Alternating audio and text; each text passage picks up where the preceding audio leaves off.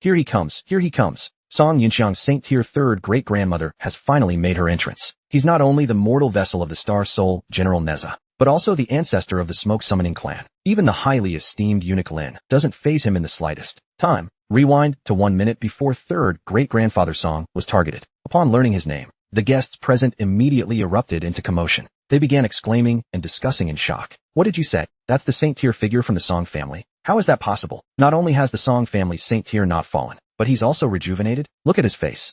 No matter how you look at it, he doesn't seem like an old man over 100 years old. The four family heads were shocked, yet their hearts surged with wild joy. Brother Kong Zheng's foresight was indeed spot on. That figure from the Song family truly exists, and what incredible means it must take for young Master Song. It seems we've made the right choice. A faint, calm smile curved Kong Zheng's lips. Rest assured, everyone, as long as you perform well, young Master Song will surely bestow such an opportunity upon us. At that moment, some quick-witted guests immediately contacted their family leaders, swiftly reporting everything that had just happened. The gifts we prepared earlier were too modest. We must replace them with ones of the highest caliber. It'd be best if the family head. We must insist the family head comes in person. Yes, we were blind fools. We must insist on inviting the most senior powerhouse in the family to pay respects. Kong Fan stared in disbelief at the scene before him, his heart roiling with waves of shock. It's that third uncle of Lang Ji, a powerhouse who shook the heavenly capital 100 years ago. The mortal vessel of Star Soul, General Chao Run, once one of the 8 generals of the heavenly capital. Hearing his father's words, Kong Xingxing what did you just say? How could the mortal vessel of Star Soul? Big brother clearly said. He could sense that. The mortal vessel of Star Soul General Chao Ren was someone whose life had burned out, an old man on the verge of death, with at most a month left to live. But that person on stage just now looked so vigorous and strong. Healthy. He didn't look like a dying old man at all. Doesn't that mean big brother, inheriting Star Soul General Chao Ren's power, is indefinitely delayed? Hearing this, Kong Fan angrily shoved her aside. You foolish girl, don't you get it yet? You've been tricked by that street rat. He's been lying to you. Tears welled up in Kong Xinxin's eyes. She stared in disbelief, her expression turning frantic. It's an illusion, a trick. He must have used some kind of youth-restoring illusion. Yes, that's right. This must be Song Yunxiang's deception. As long as Big Brother gets here, he'll definitely see through their scheme. Song Yunxiang, just you wait. As soon as Kong Xinxin finished speaking, a pillar of fire streaked through the sky, rapidly approaching. The fiery pillar crashed to the ground and exploded violently, like a phoenix rising from the ashes, stunning everyone present. Bing she gazed in awe, soaring through the air. A Saint-tier powerhouse, and such a beautiful woman. Wait, what's that she's holding? Radiant and glowing. Hu Yanwei paid no heed to the crowd's murmurs. She directly placed the 2 crystals she'd brought onto the ground. Not far off, Cheng Jin caught sight of Hu Yanwei and couldn't help but gasp. Isn't that the dangerous old lady? She seems even younger and more beautiful now. Could it be my imagination? The Song family servants hurriedly recorded the gifts Hu Yanwei brought. Lady Hu Yanwei presents 2 void crystals. Void crystals?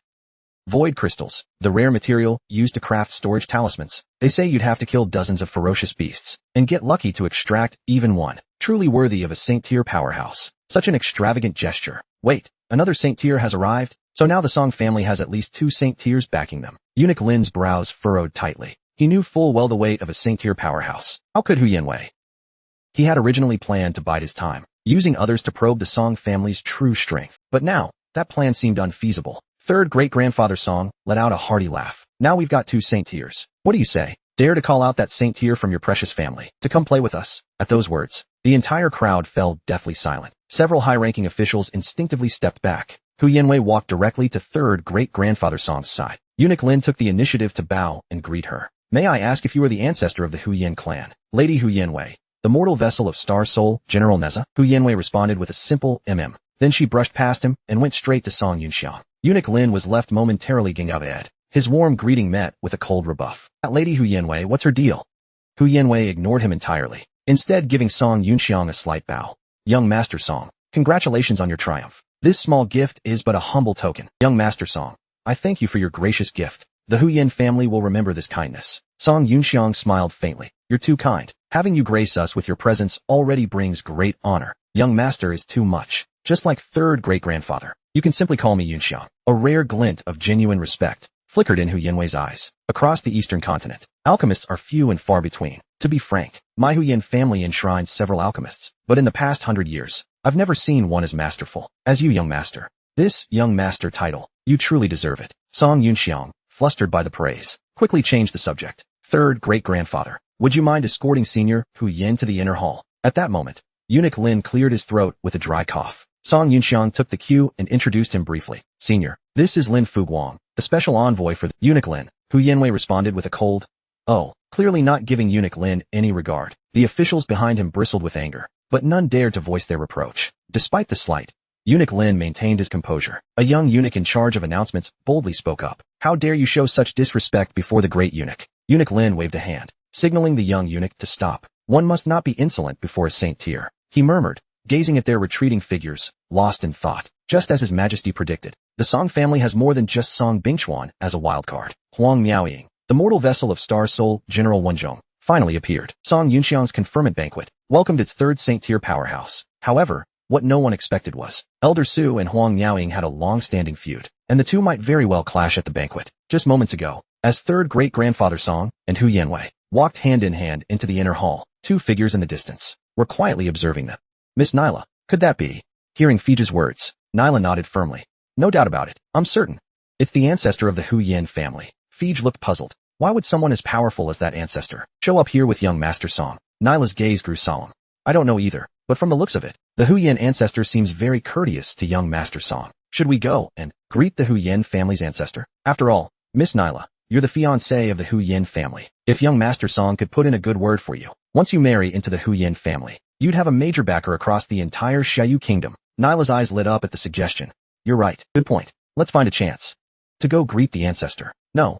Wait. We should greet young Master Song first. Even the Hu Yin ancestor treats him with such respect. This young Master Song is probably far more remarkable than we realized." Meanwhile, on the other side, Zhula and Chiga stealthily circled around to the conferment banquet's perimeter. Instead of entering through the guest platform, they quietly moved along the outer edge of the banquet, soon arriving at the Song residence's west wall. "The security here is lax. With our peak Earth-tier skills, we can slip in unnoticed."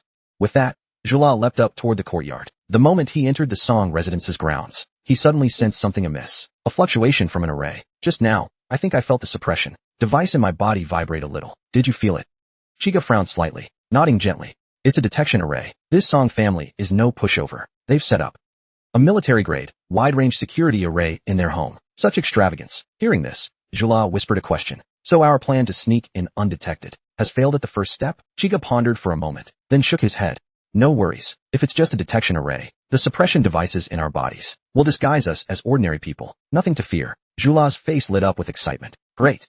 Then let's stick to my detour plan and hurry to blend into the dining area." With that, the two exchanged a grin, then swiftly headed toward their destination. At the same time, at the main gate of the Song residence, Song Yunxiang's brow twitched, his heart quietly on guard. Though he kept his expression neutral, he sensed the detection array's fluctuation. Last night, anticipating rats might show up today, he'd deliberately set up multiple layers of detection arrays. These two peak Earth-tier little rats managed to bypass the outermost security, but got caught by the second layer. They're probably using built-in realm suppression devices, Mirren spies. Lord Chao nearby noticed his odd behavior and asked, "What's wrong, Song Xianan?" Song Yunxiang chuckled. "Nothing much. Just worried that today, some pesky little rats might sneak in. And Lord Chao, just call me by my name. No need for formalities." Lord Chao laughed heartily.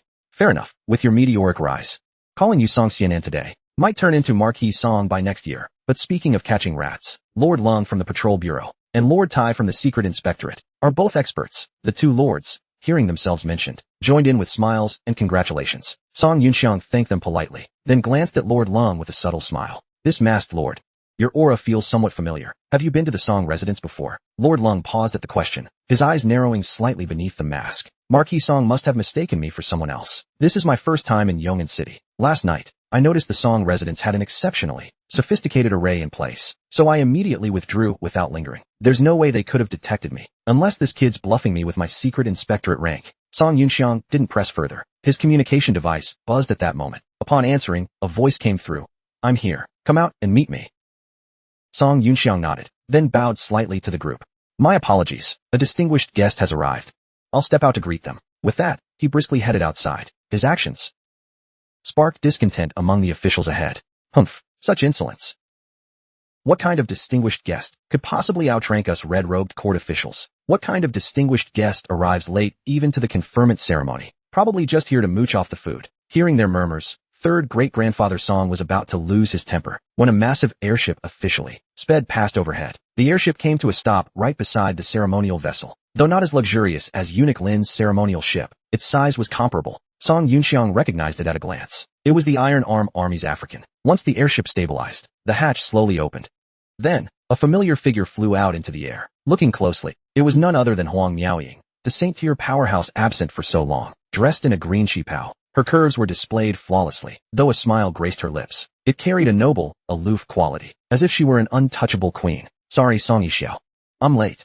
The guests below were once again stunned by the sight. Flying through the air, another Saint-Tier powerhouse. 3 Saint-Tiers now. The Song family is incredible, truly incredible. At that moment, Elder Su in the crowd clenched his fists, veins bulging faintly on his arms. Memories from decades ago flashed through his mind. The humiliation by Huang Miaoying. The moment he was forced to part with his beloved. How could it be him? Why would I run into him here? A Saint-Tier powerhouse who defied the heavens. Was easily tamed by Song Yunxiang with just 2 pills. Not only did she offer a grand conferment gift, she might even become part of his inner circle. Just moments ago, the 3rd Saint-Tier powerhouse, Huang Miaoying, finally arrived. Her airbound entrance left everyone gaping in awe. Huang Miaoying ignored the crowd's chatter, flying straight to Song Yunxiang's side. She explained, I had to handle official Saint-Tier temporary entry procedures, which delayed me a bit. Hearing her words, Song Yunxiang waved it off with a smile.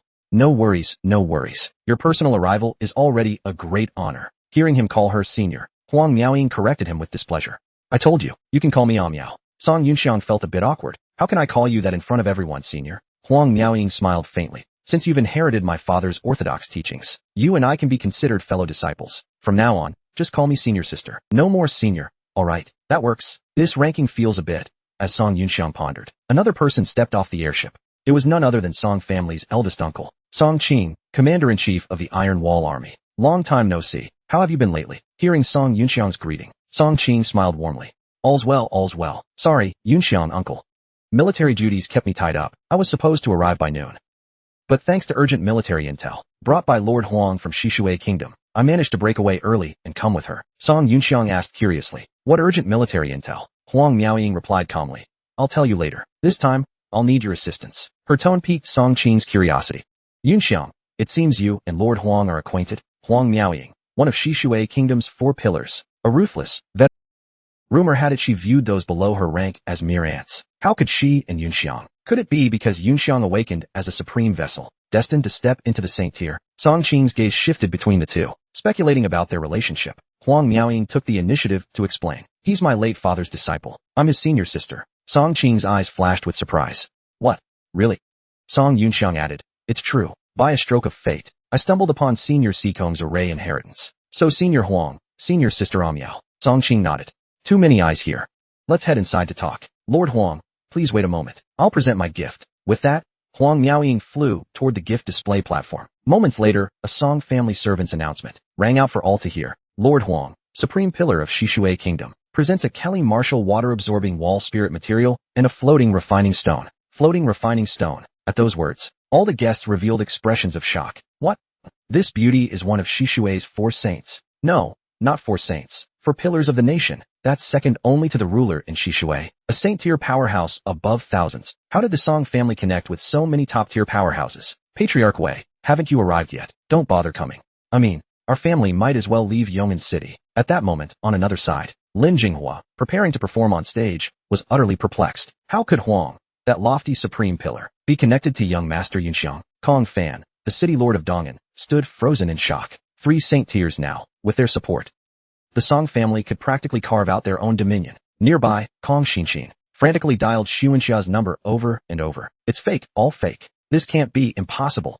Brother Xuanxia, where are you? The Song family's influence and prestige had clearly skyrocketed with Huang Miaoying's arrival. Song family's second uncle, Song Bo, was surrounded by a crowd eager to curry favor. Uncle Song, from now on, you're my real uncle. For our past deal, just name your price. Please, I beg you.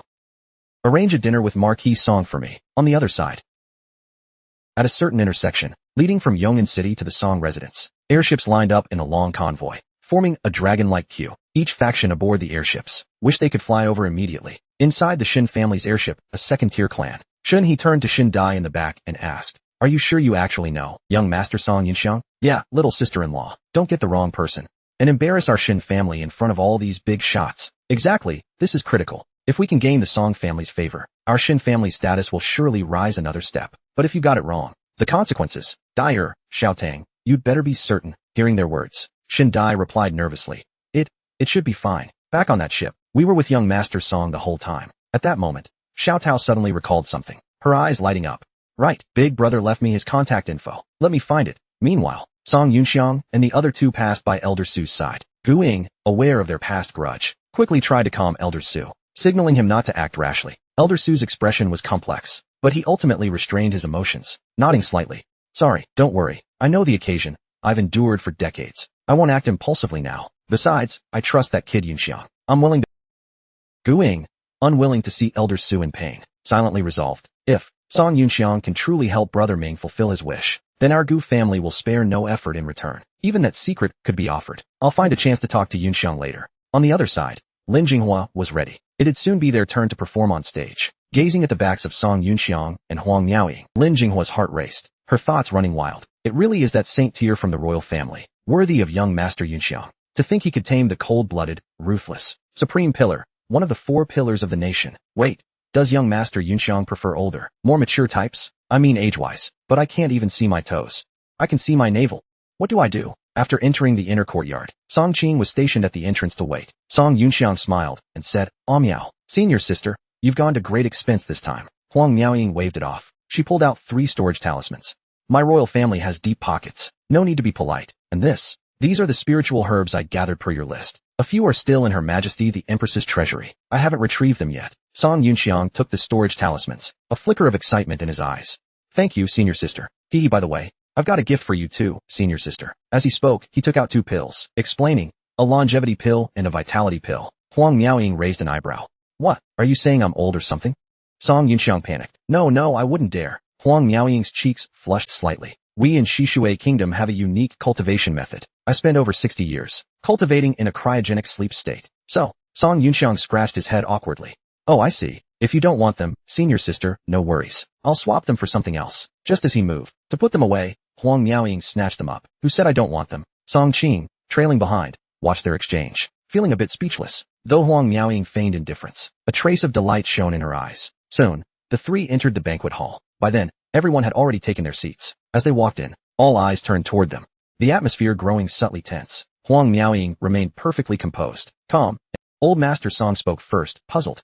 Yunxiang, who is this distinguished guest? With the arrival of the 3rd saint-tier powerhouse, Song Yunxiang's conferment banquet officially began. As he led Huang Miaoying into the banquet hall, everyone's gazes instantly fixed on the 2 of them. Old Master Song asked curiously, Yunxiang, who is this distinguished guest? Song Yunxiang promptly introduced her. This is Huang Miaoying, supreme pillar of Shishui Kingdom, Lord Huang. At those words, the lords present revealed expressions of shock. What? Supreme pillar of the nation's 4 pillars, a saint-tier powerhouse, another saint-tier, one of the 4 pillars, on par with the 8 generals of the heavenly capital. Song Yunxiang turned to Huang Miaoying and continued. Senior sister, this is my grandfather, Marquis Jiuan of the heavenly capital kingdom, Song Jinzhou. Old Master Song stood up proactively, bowing slightly. Lord Huang's saintly reputation resounds across nations. Your exceptional grace is truly admirable. To meet you today is a rare honor in my life. Huang Miaoying gave a slight curtsy and smiled. Marquis Jiuan, you're too kind. Wait, what did that kid just call Lord Huang? Senior sister, what's going on? Song Yunxiang's just a junior. How does he suddenly have a saint-tier senior sister? The lords exchanged bewildered looks. Amid their confusion, Song Yunxiang smiled lightly, continuing. Grandfather, to your left is my great-grandfather, Marquis Sihai, Song Yongchuan, and the lady seated with him is Senior Hu Yanwei of the Hu Yan family. As he finished, 3rd great-grandfather Song greeted her. Long time no see. How have you been, Lord Huang? Hu Yanwei nodded lightly.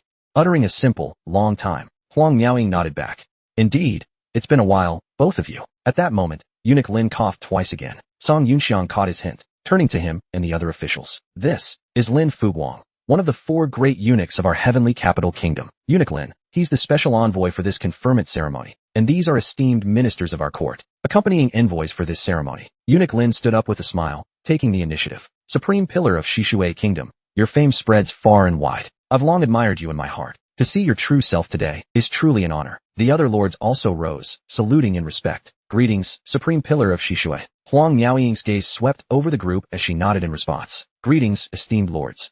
After the introductions, Old Master Song invited Huang Miaoying to take a seat. As soon as she sat down, Eunuch Lin, curious, asked the question on everyone's mind. Song Xianan, you and the Supreme Pillar of Shishui are fellow disciples. How did this come to be? Old Master Song wiggled his eyebrows at Song Yunxiang. Well, Yunxiang, this old man also wants to know how this came about. Everyone here is family. Speak freely, no need to hold back. But think carefully before you answer, kid. Song Yunxiang replied with a smile. Don't worry, grandfather. It's like this. Not long ago, I had a fortunate encounter. In a secret realm in the southern wilderness, I received the orthodox inheritance of a senior. I became, in a sense, that senior's formal successor. And that senior happens to be senior sister's father. Eunuch Lin raised an eyebrow in surprise. His tone carried a hint of probing. I see. Song Xianan, to have such fortune, your blessings run deep. It's enviable indeed. Old Master Song continued winking. Yunxiang, consider yourself lucky, kid, though you've gained this opportunity. Always remember that as a subject of the heavenly capital, you must serve His Majesty with dedication and work tirelessly for the heavenly capital kingdom. Eunuch Lin nodded in agreement. The Marquis speaks wisely. Though far from the court, the Marquis still sees the bigger picture clearly. I admire that. Old Master Song replied politely. Youngsters can be clueless. They'll need Eunuch Lin and the esteemed lords to guide and supervise them. The many officials clasped their hands in respect. The Marquis is too kind. Several lords mulled over their thoughts, keeping their expressions neutral. Guide and supervise, sounds nice. 3 Saint Tiers. The Song families played a strong hand. Who'd dare cross them now? 3 Saint Tiers, so what? 2 are just outsiders. Our Bao family's ancestor could summon, not just 2, but 3 or 5 foreign allies if needed. I'd risk half my career and step into the fray myself, hoping to use the Bao family to escalate the factional conflict between the first and second princes. But for the Song family to have this kind of power, it's beyond my expectations. Still, for the sake of His Majesty Wu Shang's father, I need to buy more time. The struggle between the 2 princes must remain evenly matched for now. So, we absolutely can't let the Song family be swayed by the first prince. Luckily, the Bao family's even more arrogant and reckless this time. We'll find a chance to stir them up after the banquet. At that moment, a maid approached Old Master Song. Marquis, may I have your instruction? It's about time to start the feast. Should we have the kitchen begin serving? Old Master Song waved his hand. Good, start the feast. As his words fell, a projection screen appeared outside the room. Old Master Song raised his glass, looking out at the many guests attending the banquet. Thank you all for gracing us with your presence today. Let us share this toast together. Old Master Song's voice boomed like a rainbow, while the scene inside the room was also projected for the guests outside to see. The crowd rose, raising their glasses in response. To the Marquis's banquet, to Song Xianan, to young Master Yunxiang. With that, the banquet officially began. Song family maids moved gracefully between the tables, serving delicacies. Lin Jinghua led her team toward the center of the banquet, ascending the ceremonial stage to begin playing music. Her fingertips danced across the strings, melodies flowing like water. Her teammates harmonized perfectly, blending harp and song into a captivating scene. The guests were enthralled by the music, laughter and chatter rising and falling. Kong Xinshin sat in a corner of the dining area, heart heavy like an autumn haze, leaving her with no appetite. As the banquet progressed, late arriving guests lined up to enter, paying their dues, before joining the lively celebration. Inside, the star of the show, Song Yunxiang, mingled and toasted, while outside, the many guests chatted merrily. Chiga and Zhula took advantage of the bustle, sneaking to a seat in the corner. This table happened to be occupied by Song Yunxiang's fourth uncle, Song Song, and his friends. Hey, big brothers. Can the 2 of us sit at this table? Song Song was about to ask who they were, when a friend beside him covered his mouth. Welcome, welcome. Sit wherever you like. It's rare to have pretty girls join our table. Don't say too much. Excuse me, honored guests. Time to serve the food. A Song family maid smiled warmly, placing exquisite dishes on the table one by one. The sight made Chiga and Zhula's mouths water uncontrollably. At that moment, Zhula's gaze suddenly landed on Zhang Liuya. That maid over there. She's the one I mentioned earlier. Doesn't she look like the one from the portrait of ancestor Li Wei tore up? Don't you think so? Zhula's whisper sent a jolt through Chiga's heart, though he only saw Zhang Liuya's back, not her face. I don't know why, but something feels off about that person. Why are you eating already? Wait for me. Nyla brushed it off, her attention drawn to the table full of food. At the table, a chubby man with glasses pulled out a model, introducing it. This is a scaled-down star-sold general toy I made. Any suggestions, everyone? If I turn this into a product for sale, what do you think? Great idea. Though I think, if you made it a half-finished kit, letting users assemble it themselves, it might be even more fun. Good point. That way, users could customize the paint job too, creating their own unique star-sold general. It'd definitely be more entertaining. Hee, that's exactly what I had in mind. But I have one small favor to ask. I need to trouble teacher Xiao Zuzi. I'd love for teacher Xiao to help me get Song Yunxiang, the star of Yongding City, Song Xianan, to endorse my star-sold general toy model. What do you think? Their conversation left Chiga utterly confused. Sister Zhula, what are they talking about? Star-sold general toys? Aren't star-sold generals weapons of war? How can they be made into toys? Zhula shook her head, whispering back. No clue. Heavenly capital folks love making these flashy, useless things. Ignore them. Let's eat quick. As she spoke, another maid brought more dishes to the table. Zhula, puzzled, stared intently at the maid, whispering to Chiga beside her. Look at that maid. She seems to have A mirror and realm suppression device implanted too. Could she be one of ours? Song Yunxiang's confinement banquet neared its end. Though the Song family now had 3 Saint-tier powerhouses backing them, they still faced pressure from the court's forces. Just moments ago, Zhula noticed among the Song family's maids, not only the Saint-tier ancestor Zhang Lu, but also another Miran operative suppressing their realm. Should we report this to the team leader, or go straight to the Saint sect, and report to the high command at the military strategy division? Just as he thought this, his eyes suddenly widened, as if he'd spotted something else. He hurriedly tapped Chiga beside him. That maid. Why does she look a bit like our target? At that moment, everyone at the same table was engrossed in the model. How about we consider making these joints movable? And the skeleton could use a special material sensitive to soul power. The bespectacled chubby man's eyes lit up at the suggestion. Teacher Xiao Zuzi, brilliant idea. That way, it could be controlled with soul power. A star soul general toy. Before he could finish, someone else chimed in with a suggestion. If we had a scaled down, simulated battlefield setting, and got an array master to help create an interface for players to control the star soul general toy with soul power. You mean, exactly, just what you're thinking. That'd be so cool. Plus, with players customizing it themselves, beyond team battles, we could design mission modes, like recreating the recent hit Yongding City Battle, marketed as training kids soul power from a young age, and scouting future star soul masters. We might even get support from higher-ups. Meanwhile, inside the banquet hall in the Song residence courtyard, Old Master Song and Song Yunxiang toasted the guests one by one. Eunuch Lin beckoned, calling a young eunuch to his side. He whispered instructions in his ear. After listening, the young eunuch immediately approached Lord Zhai. Lord Zhai, a word if you please. With that, he stepped out of the banquet hall first. This caught the attention of some observant guests. At a corner, near the courtyard wall, the young eunuch quietly relayed Eunuch Lin's message. Lord Zhai, the great eunuch says, whether you truly have a grudge with the Song family, or have other motives, please prioritize the bigger picture. The Song family is not what it once was. Best not to provoke them. Lord Zhai listened, his expression grave as he clasped his hands. I understand. Thank you, eunuch, for the reminder. After the young eunuch left, a cold smirk crept onto Lord Zhai's face. Lin Fuguang, you old fox, originally hinting at us to step up and suppress the Song family. And now, seeing their strength, you want to soften and win them over? Heh. Just then, Lord Bao walked out. What's wrong, Brother Zhai? Did the great eunuch reprimand you? Lord Zhai shook his head slightly, sighing. Sorry, Brother Bao. Let me use you one last time. No, it's not the eunuch's fault. After all, the Song family's shown their power now. They're beyond what you or I can afford to offend. Forget it, Brother Bao. For the court. For His Highness the First Prince. My personal honor. Since the Song family has such strength, if we can bring them under the First Prince's banner, it'd be a major achievement. Lord Bao, filled with righteous indignation, said, Brother Zhai, to set aside past grievances like this, and think of His Highness the First Prince. You're a model for us all. It's just a shame about that old fool Song Bingchuan, hooking up with that Saint-tier woman from Sheyu, the Hu Yin family, and that brat Song Yunxiang, snagging a Saint-tier woman from Shishui too, relying on foreign women. What's that about? A real man should stand on his own strength. The Song family's truly shameless, as their rant grew more heated. Third great-grandfather Song's voice suddenly reached their ears. Well, 2 little brats bad-mouthing me behind my back again. Lord Zhai and Lord Bao froze, spinning around in a panic. Marquis Sihai? Why are you here? Third great-grandfather Song sneered.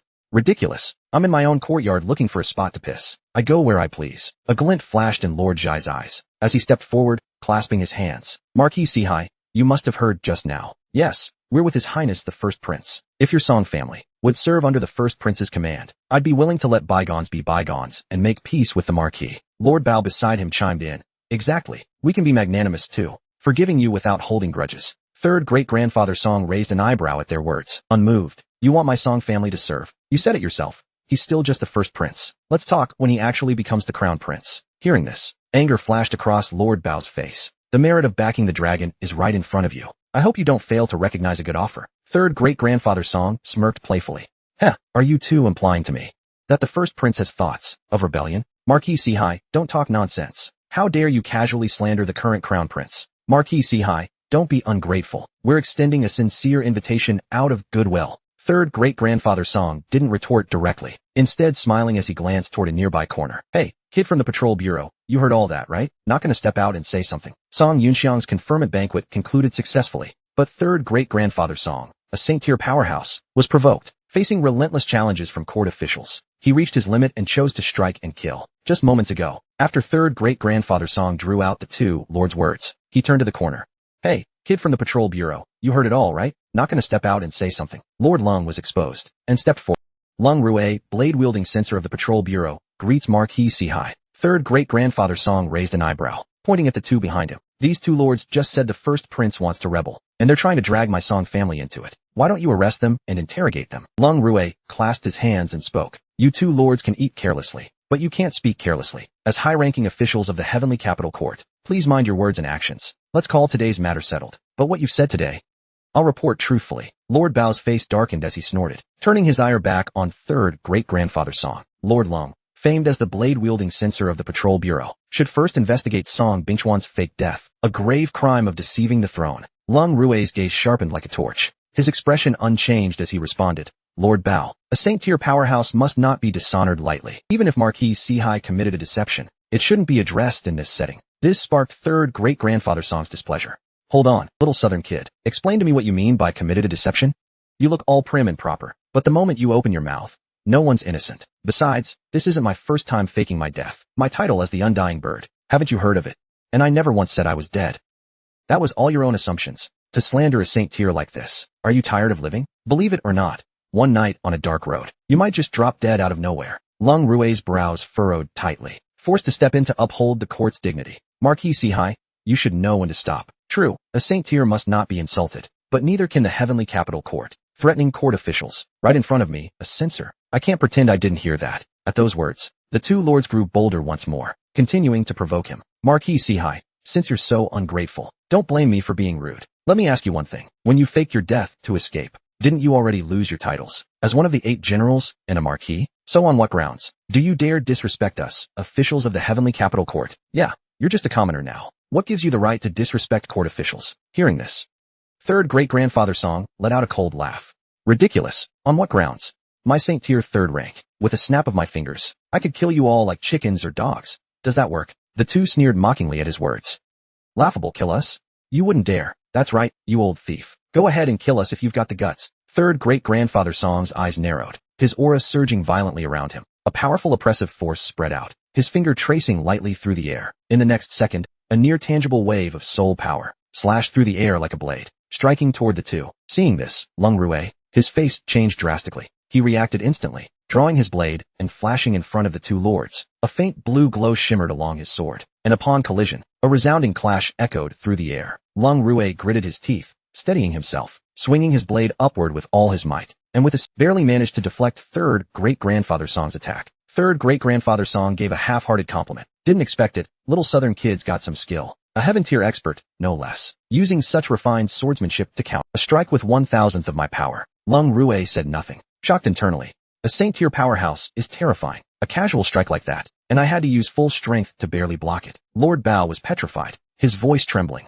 Old thief, you've got guts. That scared me to death. Lord Jai's face darkened ominously. Damn it, that almost went too far. Third great-grandfather Song smirked playfully. Scared now, you cowards? You're the ones who told me to kill you. As the gutsiest man in the Heavenly Capital, of course I'd fulfill your wish to be killed. Did you hear that? This thief is utterly lawless. I'll definitely file a complaint against you. Lord Bao, still ranting, nudged Lord Jai with his arm, hinting for him to keep pressing the attack, though I'd risk myself to stir the pot, using the Bao family to escalate the factional conflict between the first and second princes. If it goes too far, that'd be bad. The goal of turning the Song family against the first prince should already be achieved. Best to quit while I'm ahead. After some thought, Lord Jai left a parting shot, then turned to leave. Marquis Sihai, your unprovoked attack just now. I'll definitely file a complaint against you. Until we meet again. Lord Bao hurriedly followed him out. After they left, Lung Rue respectfully clasped his hands. I may have overstepped just now. Please forgive me, Marquis Sihai. Third great-grandfather Song waved it off, chuckling. No big deal. I'm off to take a leak. Wanna come along? Lung Rue froze for a moment, awkwardly declining.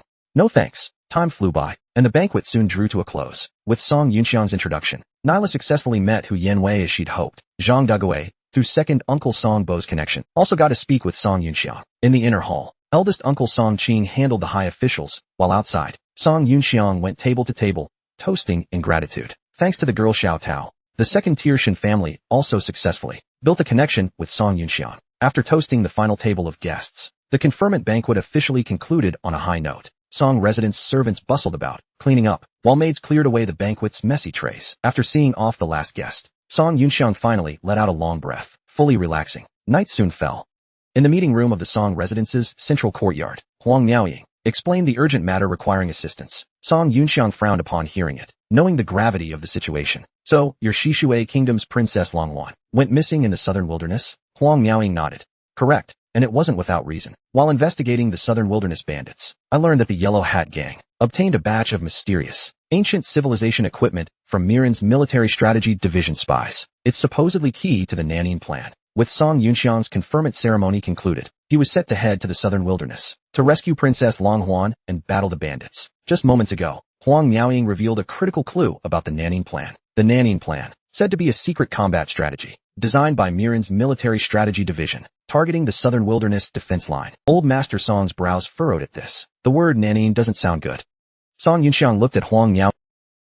Is this intel reliable? Huang Miaoying nodded. After you tipped me off last time, I returned to Shishui and started digging. And Jingxi found the first lead and followed it to uncover this combat plan. The intel should be solid. Hearing An Jingxi, Song Yunxiang couldn't help but recall that old hag's figure. Though that old hag's a bit hard to describe. Under her leadership, that organization's efficiency is pretty impressive. Song Qing pressed, Lord Huang, does this intel on Miran's combat plan have any more details? Huang Miaoying replied, no, but regarding Princess Long Huan's disappearance, our findings, and an unexpected discovery about the Southern Wilderness bandits, show they've traded with Miran's military strategy division before. So, I think these two things might be connected. Song Qing mulled it over for a moment, then spoke.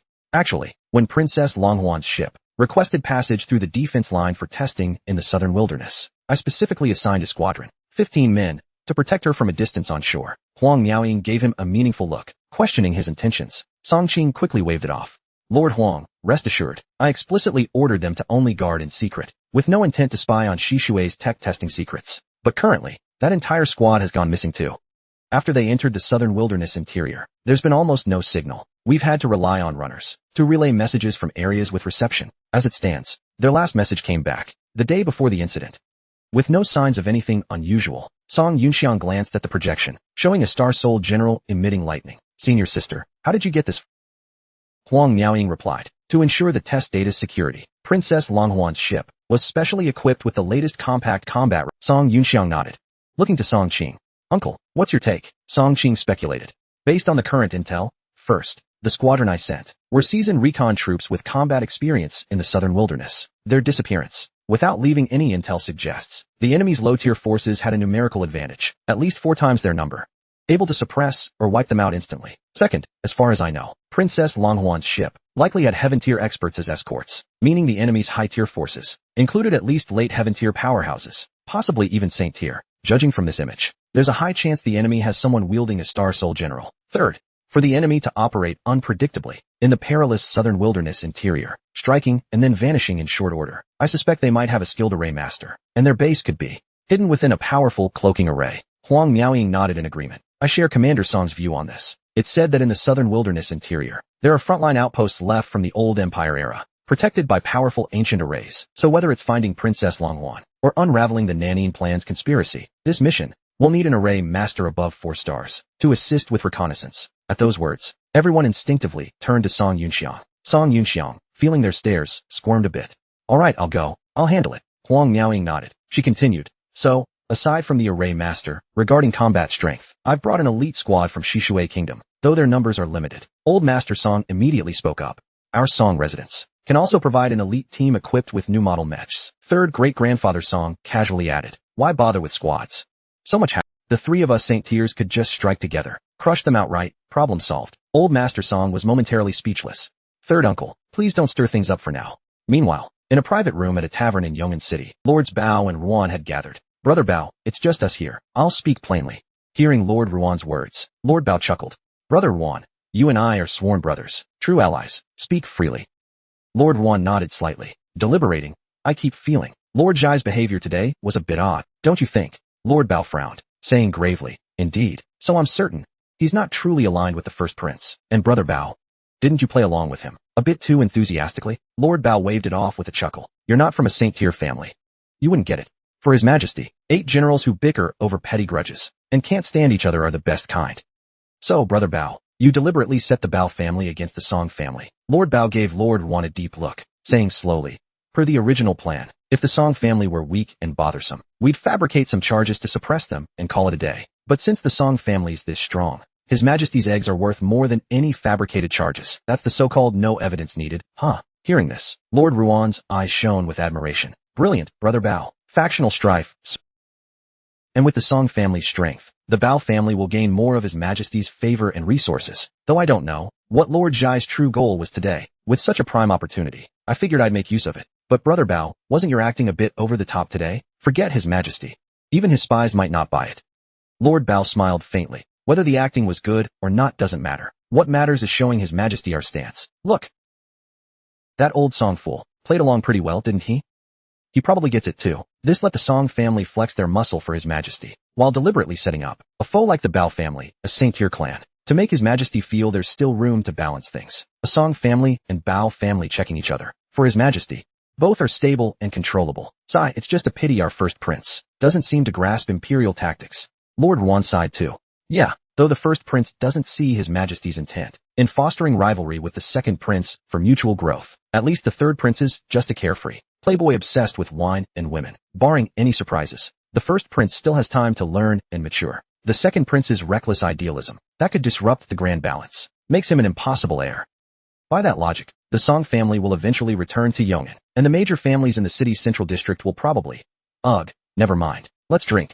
At that moment, elsewhere, deep in the southern wilderness interior, within an ancient ruin, at the Yellow Hat Gang's second stronghold, an experiment was underway. The hall was lined with several modified mechs. Oddly enough, those mechs were studded with dozens of red tubes. A Star Soul warrior, drained of soul power, and already dead, was dragged out of the area. Seeing this, the manager overseeing the modification project muttered to himself, another one's dead, huh? We're running low on expendables, and fresh stock isn't coming in yet. I wonder if that batch of captives we just nabbed could spare a few for us to use. The scene shifted back to the Song residence's meeting room. Old Master Song finalized the plan.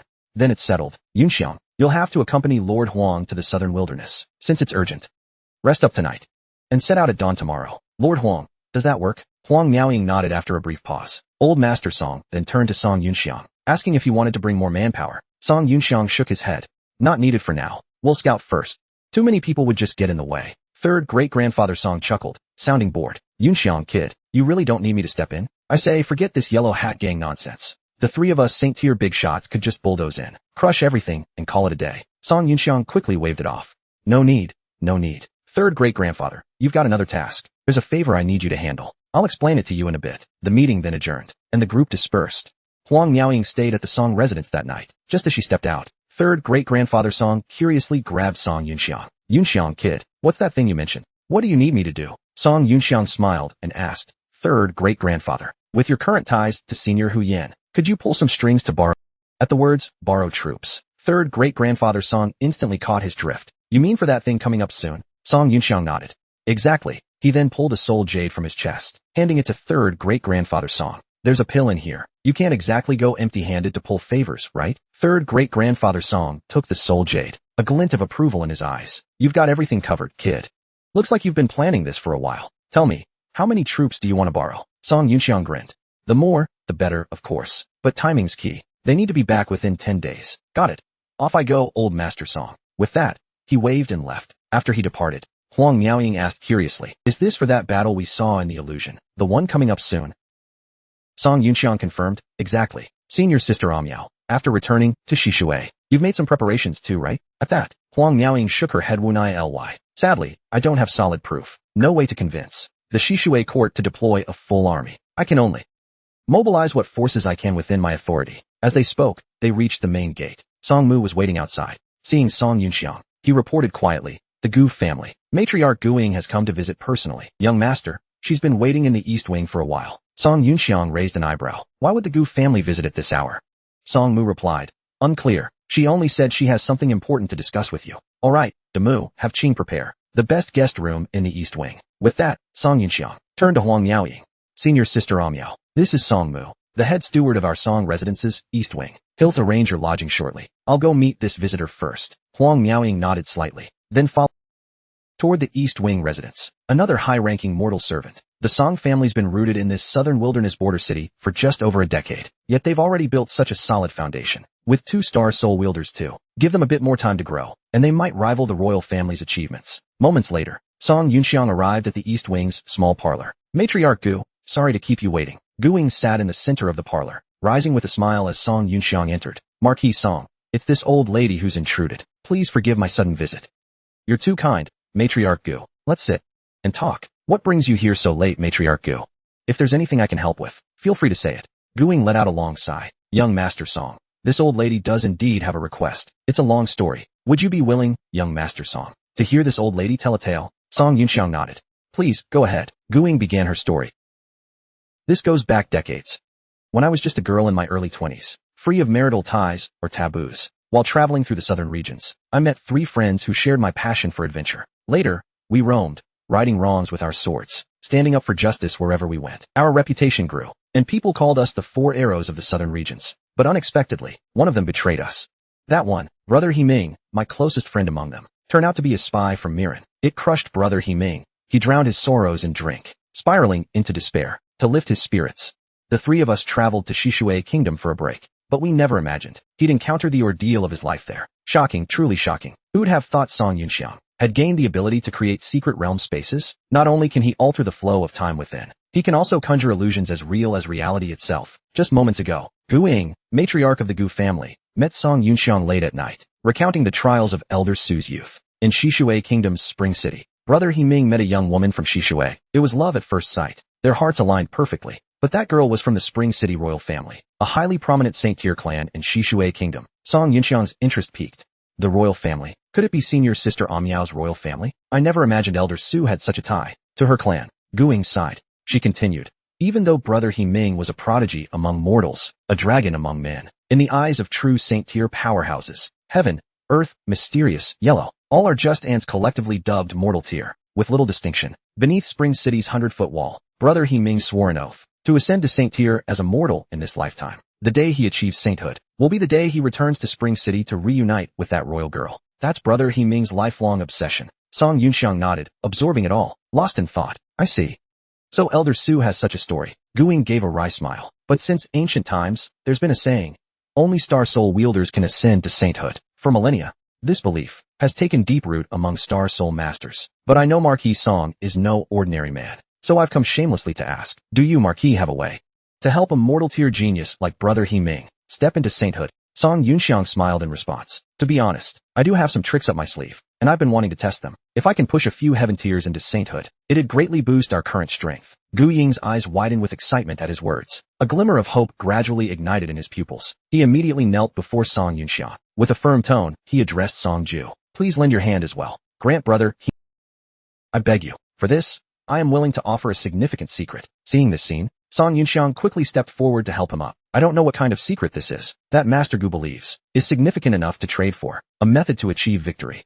Guing took a deep breath and slowly uttered 4 words. The secret realm of the Earth Spirit. This secret is related to the Battle of the Earth Spirit secret realm from over a decade ago. At the same time, in a certain room in Yong'an City's Guangyi district, Eunuch Lin took a sip of tea, smiling as he looked at Lord Sun kneeling below. Sun Juechen, how long have you been under my command in the Yi Shijian? Sun Juechen respectfully replied, replying to your grace. This servant was castrated and entered the palace at age 8. For 10 years, I served in the inner court, and thanks to his majesty's great favor, I was specially recruited into the Yi Shijian, serving under your grace for 3 years now. Eunuch Lin nodded slightly, a hint of approval flashing in his eyes.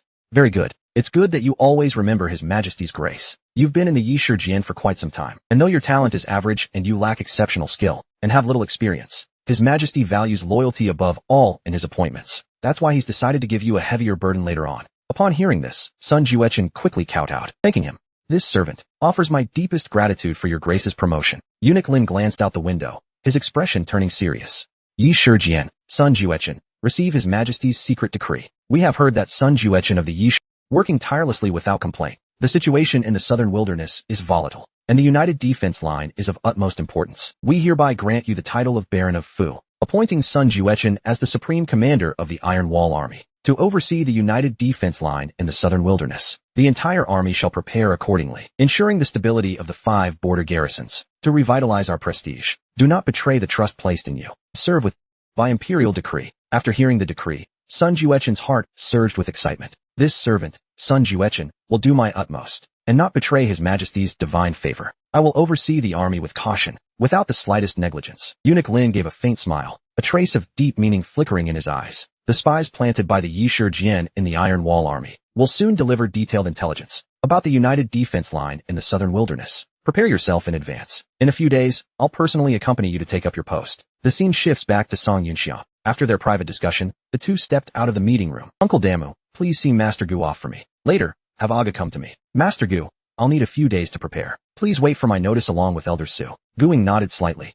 This old man will await your good news. Song Yunxiang watched Guing leave, his mind already beginning to strategize about the Earth Spirit's secret realm. I never imagined that battle held such a hidden secret, but I can't just take Master Gu's word for it. I'll find a chance to verify it later. Still, no matter what, before the chaos begins, helping these old men from Tian Street break through to the Saint level is something I must do. But this trip to the southern wilderness to investigate the Yellow Hat Gang, I don't know how long it'll delay me. With so many clues now, it always feels like the southern wilderness chaos from my past life. The plans of the Miloon Kingdom and this group of southern wilderness bandits are somehow inextricably linked. So this trip is unavoidable. Even if I can return within 10 days as planned, it'll still waste a fair amount of time. But now, with this Black Realm ability, combined with the faceless mask of all beings, maybe I can try using an alternate identity, operating 2 lines simultaneously with a side account. The Black Realm's remote connection still needs some time to optimize. As long as the connection can be made more stable. Song Yunxiang was deep in thought when a knock on the door interrupted his musings. Young master, it's Aga. Uncle Damu said you were looking for me.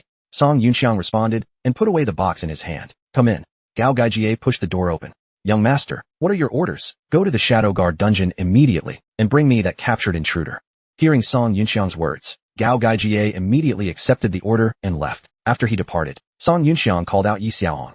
Oh, congrats to the lowly host for earning a noble title. But isn't a baron the lowest rank among nobles? That makes you a lowly baron, doesn't it? Song Yunxiang ignored Xiaohong's teasing. All right. Stop jabbering. Help me keep optimizing this Black Realm connection. Oh, and by the way, take a look at this for me. What is this core thing? Xiaohong took the core and examined it closely, quickly coming up with an answer. It looks like a control core for an independent terminal, but the information on this control core seems to have been deliberately erased. Based on comparison, this control core is likely a replica, probably crafted between the 18th and 29th eras. Song Yunxiang was somewhat surprised. Between the 18th and 20th eras? Did people from those ancient eras already possess such advanced technology? By the way, you mentioned an independent terminal. What does that mean? Xiaohong was about to search the database for information on independent terminals to explain it to Song Yunxiang, but then realized the term was encrypted data, requiring access to the star network for authorization. Song Yunxiang frowned. Do you even know or not, Xiaohong? She scratched her head in frustration. The great me, who can directly connect to the star network's database, of course knows everything. It's all because your lowly host permissions are too low, making it so I can't access higher level data either. Forget it. It's not that important anyway.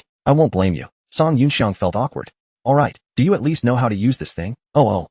Lowly host doesn't even know how to activate the core. Then I'll begrudgingly step in and show you how. First like this, then like that. Song Yunxiang followed Xiao, carefully channeling his soul power into the core. A moment later, the core suddenly emitted a faint green glow. With a flash of white light, a powerful suction pulled him in entirely. Song Yunxiang opened his eyes, only to realize he was now in an unfamiliar space. Around him was a transparent, three-dimensional projection, stretching endlessly in all directions. Where am I? This familiar teleportation method feels just like entering a secret realm. Could this be another secret realm? Song Yunxiang's heart stirred. As if something clicked, he leaped into the air, summoning his star soul. With a flash of lightning, no accidents occurred. His star soul, Lu Bu, gradually took form, appearing in this space. Song Yunxiang then used his starlight power, altering Lu Bu's appearance. At that moment, he confirmed, this is a space connectable to the star network, just like a secret realm. A real world the body can enter. He then summoned the Fang Tian Hua Ji, and began striking the ground with force. With each blow, the strikes grew fierce, cracking the ground open with a fissure. Xiaohong watched, utterly baffled. What are you doing? Why are you digging up the ground? Song Yunxiang paused, taking a deep breath to explain. I wanted to test if this terrain can be altered. Xiaohong looked at him like he was an idiot, casually pointing out. You can just use the control core to change the landscape directly. Song Yunxiang froze for a second, then quickly caught on. Focusing his mind as Xiaohong suggested, he channeled his thoughts into the control core to explore it. Soon enough, he understood the core's functions and how to use it. I see now. It seems, this core is almost identical to the one in the Longhai secret realm. But the difference is, this core can create an entirely new secret realm. A glimmer of intrigue flashed in Song Yunxiang's eyes. He tried manipulating the core with his mind to start creating. In the space, towering mountains rose from the ground, and winding rivers began flowing at his feet. He then attempted to construct a tall building, then dismissed the construct and walked inside to inspect. He found it completely empty. Not even a staircase. It seems the interior of buildings needs to be created too. Wait a second. Right, can this thing also create something like the time flow difference, found in secret realms, where it differs from real-world time? Hearing his question, Xiaohong chuckled. I think it can, right? Give it a try. Song Yunxiang immediately began experimenting with adjusting the time flow. Quickly, lines of information emerged from the core. After reading them, he suddenly understood. It can actually adjust the time flow to 12 times the current rate. So a month inside here would be a year outside. Wait, if I can bring others in here, doesn't that mean I could create a training ground inside? If I could even replicate the illusions of a secret realm, I could recreate the Southern Wilderness War as something like a simulated battlefield, like a game dungeon from the Imperial Tomb era. Update. Song Yunxiang left the clone behind and set off with the Saint-Tier powerhouse Huang Miaoying to rescue the princess. His Star Soul general, Zhao Yun, posed as someone searching for the crown princess, finally arriving at Yong'an City. Just moments ago, while Song Yunxiang was studying the secret realm core, Gao Gaida brought the captured intruder to the Eastern Wing's main building. At that moment, Qing Dai was standing outside Song Yunxiang's door, lost in thought, unsure of what she was pondering. What's wrong? Is young Master Yunxiang busy? Hearing Gao Gaijie's words, Qing Dai shook her head. Young Master doesn't seem to be inside. Not here? How could that be? Perplexed, Gao Gaijie used his soul power to sense the area, finding the door unlocked, and no trace of the young Master's soul power fluctuations inside. That's not right. He was just here earlier, telling me to bring this person over, and when I came up, I asked Uncle Ma. Young Master shouldn't have left. As he said this, he exchanged a glance with Qing Dai, a sinking feeling rising in both their hearts. Could something have happened? Emergency. Open the door. The two cautiously pushed the door open, then began searching the room, but they found no sign of Song Yunxiang anywhere. Quick, notify Uncle Damo. Young Master has mysteriously disappeared. Just as Qing Dai activated her communication device, Song Yunxiang suddenly appeared out of thin air with a whoosh. Seeing this, the two were utterly shocked. Song Yunxiang furrowed his brow, noticing the captured intruder lying on the floor. He's here? Good, still alive. I'll use this little lab rat to test if bringing a living thing into the secret realm has any side effects. I'm going to run an experiment. You two go handle something else. Don't worry about me. With that, Song Yunxiang used the core and vanished from the room again. Gao Gaijie and Qing Dai were left dumbfounded, though filled with confusion. They didn't press further. Young Master disappeared again. Should we still notify the head steward Song Mu? I suppose there's no need for that now. After Song Yunxiang entered the secret realm space, he called out Xiaohong. Little thing, come out and get to work. The top priority is to optimize the Black Realm's control functions, reducing the latency during long-distance control. With this secret realm space, time becomes quite plentiful. Set this area's time flow rate to the maximum of 12 times. That way, 3 days here would only be 6 hours outside. Oh, I've got an idea. Could we use the Star Host system and the secret realm space to indirectly enhance the Black Realm's remote control? First, do it like this, then like that. Time quickly passed to the next morning. Old Master Song arrived at the Eastern Wing's main building. Yunxiang, you called for me? He pushed the door open and walked in as he spoke. As soon as his words fell, Song Yunxiang's voice echoed from inside. Hey, good morning, Grandpa. Old Master Song followed the sound and froze in place, dumbfounded, because inside the room, there were actually two Song Yunxiangs. Am I seeing things? It's like I'm seeing double. Song Yunxiang and his clone spoke one after the other. You're not mistaken, Grandpa. This isn't a double image. Both of them are me. That's right, both are me. Old Master Song's eyes widened, barely able to believe it. What's going on here? Song Yunxiang chuckled. It's a long story to explain, but simply put, I used a special method to create an alternate account, running 2 lines at once. One will go with senior sister Amiao to the south to find that so-called princess, while the other stays home to prepare for the battle. Pretty cool, huh, Grandpa? Can't tell which one's the real me, can you? You're impressive. You're not bad yourself. After exchanging compliments with his clone, Song Yunxiang waved and headed for the door. All right, I'm off to find senior sister Amiao. I'll leave the house to you two. 1 person, 2 roles. Talking to himself requires switching the focus of consciousness back and forth, which can be a bit tiring, but most of the time, leaving it to the improved AI to handle works fine. He walked briskly while muttering to himself, soon arriving at Huang Miaoying's guest room. Morning, senior sister Amiao. Are we ready to head out? Should we first meet up at the Iron Wall Army's base and take Shishui's ship? Sure. Let's go. At that moment, old Master Song finally snapped out of his shock. He can actually split himself for dual purposes? That's just like you. But won't this cause any problems? Hearing this, the clone chuckled. We spent a ton of time running rigorous tests. There won't be any issues. And even if something comes up, we've prepared dozens of contingency plans. Don't worry, Grandpa. Oh, by the way, Grandpa, I need you to help me gather 30 to 50 people, preferably death-sworn or the like. Then help me notify Elder Gu and have the female captive held at Jiwu Yard brought over too. Old Master Song looked puzzled. Death-sworn? What do you need so many people for? Song Yunxiang gave a mysterious smile. I'm planning to use this clone method as a reference to set up a pill refining assembly line and test it out. 3 days later, in the Fan Huang Wilderness, a Shishui birthed airship paused briefly at a certain location. Then, with its engines roaring again, it continued along its preset route. Huang Miaoying's tone carried a hint of anxiety. We haven't found anything in this area either. On to the next one, centered around the princess's disappearance. We've been searching for 3 days, and still found nothing. How could this be? Song Yunxiang frowned slightly at her words. Looking down at the simulated map, he reassured her, it's normal. Even rabbits don't eat the grass near their burrows. The fire sand bandits definitely wouldn't cause trouble near their own base. Barring any surprises, we should find something at these locations. Let's keep searching in the planned order. Huang Miaoying nodded after hearing this, issuing orders. Adjust course. Head west toward the 8 o'clock direction. At the same time, in a certain part of Yong'an City, a man in a black robe entered a bookstore on a street corner. The bookstore owner saw him approach and warned, "Sir, we're taking inventory today and aren't open." The man ignored the owner's words, lifting his hood, revealing his face. It was none other than Gongsun Zi, the star-souled General Zhao Yun in disguise, who had come from Milun Kingdom to find the crown princess. Gongsun Zi.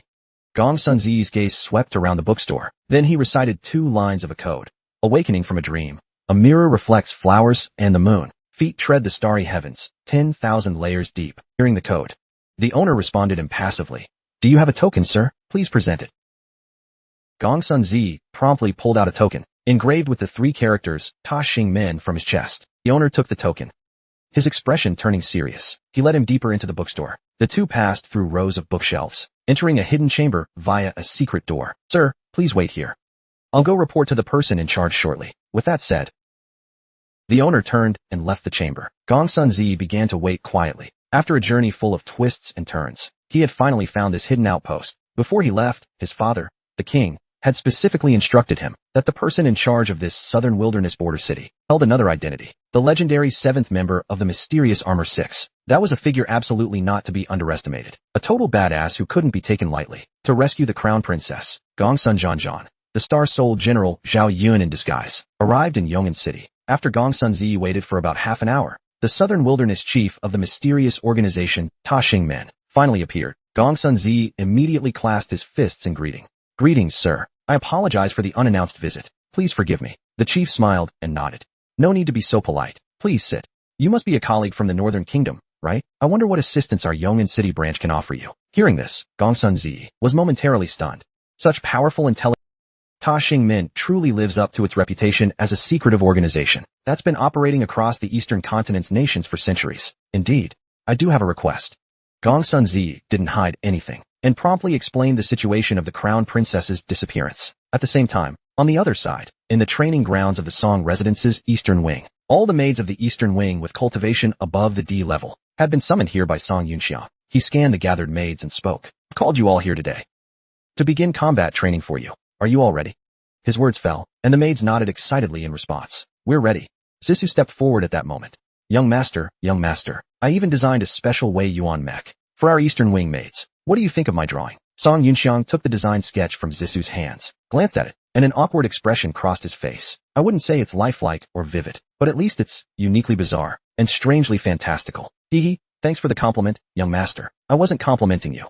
Song Yunxiang didn't and immediately activated the secret realm core in his hand. With a flash the next second, the maids were teleported away from there. When they opened their eyes again, they found themselves standing on a massive float. Qingdai steadied herself and quickly looked around, guessing in her heart, this must be the place young master Yunxiang. Song Yunxiang's figure soon appeared. He reassured everyone, no need to panic. This is a secret realm space. I've created a simulated combat training ground here. From now on, you'll spend 3 days here every day for real combat training. Qingdai and the others listened intently, feeling both nervous and excited. Sisu couldn't help but ask, 3 days every day? What does that mean? Young master, did you misspeak? Song Yunxiang smiled faintly and explained, no mistake. I've set a time acceleration here, 12 times faster than the outside world. 6 hours outside equals 3 days of training in the secret realm. Hearing this, the maids all showed expressions of shock. Time acceleration? That's incredible. So if we stay here for a month, doesn't that mean we'd age a year? Song Yunxiang thought for a moment and nodded. That's true. Overusing the time acceleration in the secret realm does indeed affect lifespan. Looks like I'll need to limit how long ordinary people can stay in the time-accelerated secret realm. For now, to prepare for the chaos, we'll have to maximize their combat training time. But mass-producing longevity pills and life-extending elixirs should also be put on the agenda. With these thoughts in mind, Song Yunxiang took out a box and handed it to Qingdai. These are Wei Yuan Mech Soul General Talismans. Distribute them to everyone. For those who haven't used a new Soul General Mech before, focus on teaching them the basics first. Qingdai took the box and nodded in agreement, then pulled out the Soul General Talismans and began handing them out to the maids one by one. Song Yunxiang gazed at the buildings in the distance, sinking into deep thought. The basic framework is already set up. Once the death-sworn grandpa prepares are ready, using the Black Realm and Du Lao Min to create a pill refining, beast of burden assembly line, and finally be put into action. Just as he was pondering this, Zissou suddenly stepped forward and grabbed his arm, a look of disdain on her face. Young master, these gray military-colored Wei Yuan mechs are way too plain, don't you think? Song Yunxiang felt a bit awkward. Then what do you want? Zissou blinked her eyes, smiling as she pulled out her design sketch again. How about, young master, you make us a custom batch of special edition Eastern Wing made Wei Yuan mechs based on my design. That way, it'll really show off our Eastern Wing made team's flair, right? And it'd boost our team cohesion too. Don't you think so, my young master? Song Yunxiang saw her expectant look and was instantly speechless. All right, I'll think about it. The Saint-Tier Star Soul, General Zhang Jiao finally appeared. On his first appearance, he clashed fiercely with the Star Soul, General Wenzhong. Just moments ago, Song Yunxiang had realm space for training. Time quickly passed to 3 days later in the real world. During this period, he made some improvements to the mech Zissou designed, fine-tuning every detail with care. Not only did he enhance its mobility, he also reinforced its defense systems, making its overall performance more balanced. Finally, per Zissou's ideas, he added a bunch of decorations. Song Yunxiang thought those decorations were completely unnecessary, but he couldn't resist Zissou's persistence and gave in. Young master, please. It's all about the immersion. Song Yunxiang believed these decorations served no practical purpose, but since Zissou insisted, he had no choice but to compromise. Young master, please. This is about the sense of immersion. It's about the Eastern Wing made team's cohesion. All right. I'll add it for you, okay? By the way, young master, I want some stronger weapons. Preferably something like the Fong Tian Hua Ji you use. A long-handled heavy weapon that can swing and take down ferocious beasts in one hit. Leonie's better at long-range support. And she wants a set of high-precision sniper weapons. Song Wan said he wants the kind of blade used by the Qi Yuan army. Preferably dual blades. Song Yunxiang thought for a moment and agreed. Anything else you want? Lay it all out now. Zissou shook her head. I think that's it. This should be good enough. Song Yunxiang then placed an order based on the design sketches. Thanks, young master. Moi. Kiss sound. Satisfied. Zissou continued her training. Song Yunxiang let out a long breath, quietly mulling things over. The maid's basic training is pretty much done. They can now enter the illusion dungeon to fight ferocious beasts. When the chaos hits, the Shadow Guards will definitely be deployed as elite forces, leaving the task of protecting the Song family to these maids and the retainers. Once the illusion dungeon testing is complete, we can start bringing in the Shadow Guard Iron Wall Army, the Qi Yuan Army, and the family forces organized by Elder Kong and the others, for training one by one. Just as Song Yunxiang was thinking this, a sudden warning from the system blared in his ears. Ding detected an attack posing a critical threat to the host's life. Hearing the alert, he quickly asked, Xiaohong, what's going on? Xiaohong urged him. An enemy threatening your safety has appeared. Quick, focus your consciousness on the other side. Song Yunxiang steadied his mind, shifting his consciousness back to his main body. As soon as his consciousness returned, he felt an overwhelming surge of killing intent rushing toward him. Not good, enemy attack. It's probably above Saint-Tier. Huang Miaoying froze. Are you sure? Song Yunxiang didn't have time to explain, instantly activating a defensive Zhengfa formation. Here it comes. The very next second, countless purple lightning bolts appeared out of nowhere, crashing down like a torrential storm, striking the airship's defensive barrier. The entire airship began to shake violently under the impact. Damn, I didn't even sense it. A glint flashed in Huang Miaoying's eyes, and her figure vanished from the airship in an instant. Here I go, Star Soul Mech activate. With a streak of blue lightning, the Star Soul General Wenzhong appeared outside the airship. His lightning-constructed mech shone brilliantly in the air, using his soul power to sense. He quickly pinpointed the enemy's location. It was a figure cloaked in purple lightning. Who are you? Sneaking around, hiding your face. The figure didn't respond, instead launching an attack directly at Huang Miaoying. Seeing this, Huang Miaoying channeled a powerful beam of energy around herself. Charging forward in an instant, she clashed fiercely with the figure. In the lightning-filled sky, the energy beam collided with the purple lightning, erupting in a blinding burst of light. Eventually, they canceled each other out, fading into the air. The figure seemed mildly surprised. Amid the swirling purple lightning, a cold laugh rang out. Star Soul General Wenzhong, huh? Looks like I've hooked a big fish. You actually blocked my attack. Worthy of Shishui's national guardian. A veteran Saint-Tier is indeed not to be underestimated. The disguised Star Soul General Zhang Jiao finally revealed himself, boasting terrifying Saint-Tier strength. Not only that, he was one of the historical heroes, destined to trigger the chaos that would destroy the world. Time rewinds to shortly before his clash with Huang Miaoying, somewhere deep in the southern wilderness. Inside the command room of the Yellow Hat Gang's headquarters, top-tier cadres with exceptional combat skills gathered. A man in a blue suit, Niu Long, was the first to report. Boss, based on the synced intel from Milun, in recent days, an Shishui airship has been roaming the southern wilderness interior. It's carrying Shishui's Saint-Tier powerhouse, Huang Miaoying. The Yellow Hat Gang leader nodded. Got it. Keep monitoring them. Niulong stood up, accepting the order, then left the command room alone. After he departed, another cadre, Jiazu, reported a new piece of intel. Boss, Shajiao City's Maishi, offered data on the Shajiao King in exchange. He hopes we can send a powerhouse to help him retake control of Shajiao City, celebrating his vengeance for killing Mai Jin to avenge his father. The boss pondered for a moment before replying slowly. Fine. Take Lao Luo and Lan Ba. Go as a trio. Make it quick. The three saluted in unison. Yes, sir. Then they swiftly left the command room together. Now, only a dark-skinned young girl remained in the room. Her name was Suda, seemingly young in age, but her cultivation had reached the terrifying pseudo-saint first layer. She pointed at herself eagerly. Boss, what about me? The boss responded promptly. Your current condition isn't stable yet. Stay in the base's lab and continue your conditioning. A flash of dissatisfaction crossed Suda's eyes, but she stormed off with a huff. After everyone had left, the boss sat alone in the command room, his deep gaze fixed on a sketch on the desk. After a moment of contemplation, he stood and headed to the research lab. The lab was built underground at headquarters, a circular space about 100 meters in diameter. Various specialized equipment lined the walls, while a massive mysterious device sat at the center. Red liquid flowed continuously through tubes into the device. The Yellow Hat Gang leader entered the lab, his eyes settling on the giant device below. How's it going, he asked. The chief researcher replied, at the original charging rate, it would have taken at least another month. But after absorbing those divine tier remnants we got earlier, the remaining charge time has been drastically reduced. It'll probably take about 10 days now, before we can conduct a large-scale rift induction test. The researcher paused here, a smile spreading across his face. It's a supersized rift capable of supporting Saint-Tier ferocious beasts passing through, and we can ensure its stability for a certain duration. The boss nodded after hearing this. How's the battle plan coming along? The chief researcher pulled up a file and reviewed it. We've deployed 17 rift generators across 5 strongholds in the southern wilderness. Of those, 16 medium-sized rift generators are fully charged. Only this supersized rift generator is still in the process of charging. The Yellow Hat Gang leader gave a slight nod, a flicker of anticipation in his eyes. Any way to shorten the time further? The chief researcher thought for a moment, then looked up and said, based on the data from Milun's war division, if we can get more divine tier remnants, theoretically, we could cut it down to within 3 days. But per our deal with Milun, we only need to activate 12 medium-sized rift generators and maintain them for about 10 days to build up enough chaos to support their southern invasion plan. Do we really need to activate this supersized rift generator? Based on previous test data, it could potentially summon Saint-Tier beasts capable of devastating the southern region. The boss sneered after hearing this. The southern invasion plan. Those fools in Milun want to use the chaos to pin down Tian-Du Kingdom's forces in the south, then launch a surprise attack from the north. It's a decent plan, but they didn't expect us to throw in an extra spark, escalating the conflict beyond what either nation can control, plunging the world into chaos, and drawing out those monsters from Taiyuan. Only then can we move on to the next phase of our plan.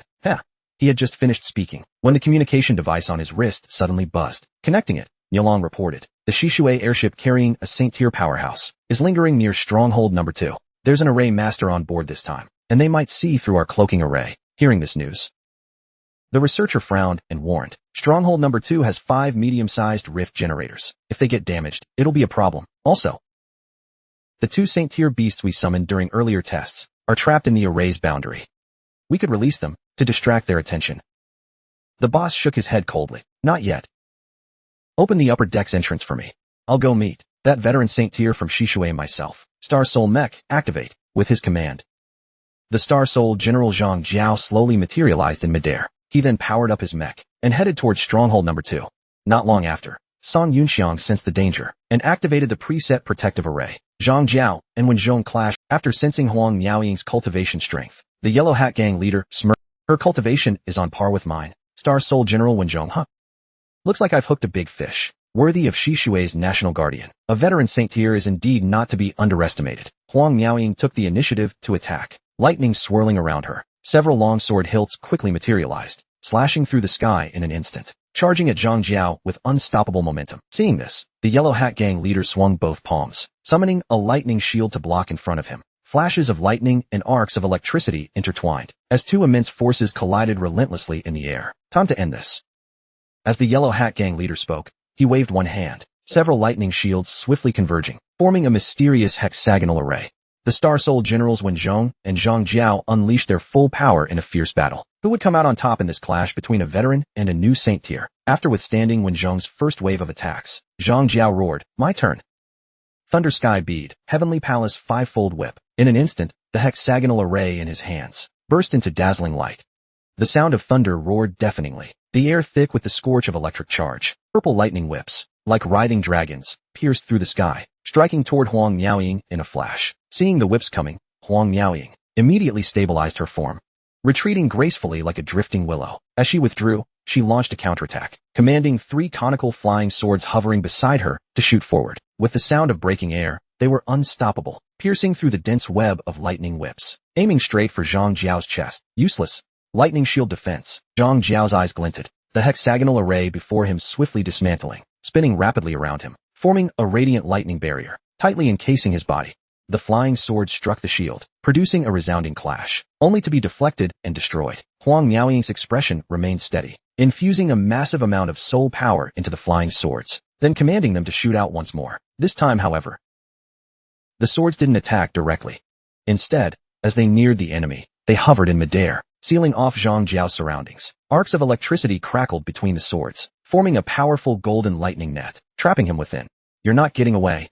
Eastern Ultimate Pure Mystery 9 Heavens Thunder Response. Thunder Jade shattering absolute kill array. With Huang Miaoying's soft shout, the swords began shifting positions rapidly, flickering in and out of sight, gaining speed with every move, attacking Zhang Jiao from all angles. Lightning shields, defend me. Activate the Taifeng Linear, Taiping Domain. With nowhere to retreat, Zhang Jiao pushed his shields to their limit to hold her off. The battlefield erupted in blinding light as the shields clashed with the lightning net, sparking brilliantly. The situation locked into a stalemate. Huang Miaoying's attacks grew fiercer, and Zhang Jiao felt unprecedented pressure, chanting under his breath. He quickly formed hand seals with both hands. He kept muttering, his hands speeding through the seals. "Thunder Sky Bead, explode for me." As his words fell, the lightning shield around him suddenly swelled and detonated, unleashing a powerful shockwave, shattering the lightning net that had trapped him. After doing this, a ruthless glint flashed in his eyes, and he took out a pill to replenish his soul power. A veteran Saint tier really can't be underestimated. Huang Miaoying stared at him, holding off on further attacks. Though she had a slight edge in soul power, she could feel how tricky this opponent was. Their cultivation levels were nearly identical, yet this guy was proving incredibly tough to handle. Inside the airship, Song Yunxiang closely observed the battle between the two. Star Soul General Zhang Jiao may lack Wen Zhong's mobility, but his seamless blend of offense and defense is impeccable. Wen Zhong's long-range attacks are almost useless. At the same level, he's definitely a tough opponent for Wen Zhong. With my current cultivation, jumping into a Saint tier fight would be suicide. But in air combat, with Chao Ren's agility, I might be able to create an opening for senior sister Amiao. With this in mind, Song Yunxiang had the airship lower its altitude a bit, releasing himself outside. The operator responded and immediately took action. At that moment,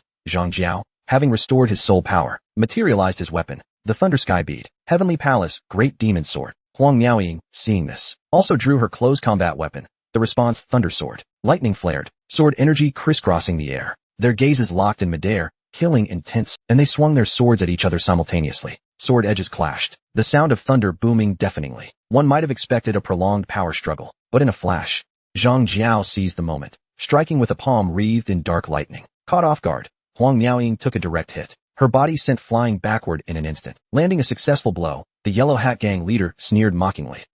You might have a slight edge in cultivation, but your combat experience hardly matches a veteran powerhouse. This Saint tier from Shishui must have only fought easy battles relying on raw strength, huh? As he spoke, he swallowed another pill, pointing his longsword skyward. Zhang Jiao's body surged with even brighter lightning, his overwhelming soul power transforming into a sky-splitting sword aura. Heavenly Palace, Thunder Palm. With a thunderous shout, the sword aura sliced through the sky like the dawn's first light, crashing down fiercely toward Huang Miaoying. Seeing the sword aura closing in, Huang Miaoying hurriedly raised her sword to block, but the powerful impact still forced her back relentlessly, landing another hit. Zhang Jiao's momentum grew even stronger. With one hand wielding his sword, the other swiftly formed seals, reconstructing the damaged lightning shields. Then, with a flicker of his form, he charged toward Huang Miaoying in hot pursuit. Try my Thunder Sky Bead again. But mid-sentence, he abruptly stopped, as an arrow suddenly streaked across the sky, striking the unprepared Zhang Jiao square in the head. Zhang Jiao's body faltered, his attack crumbling instantly, though the arrow didn't harm him.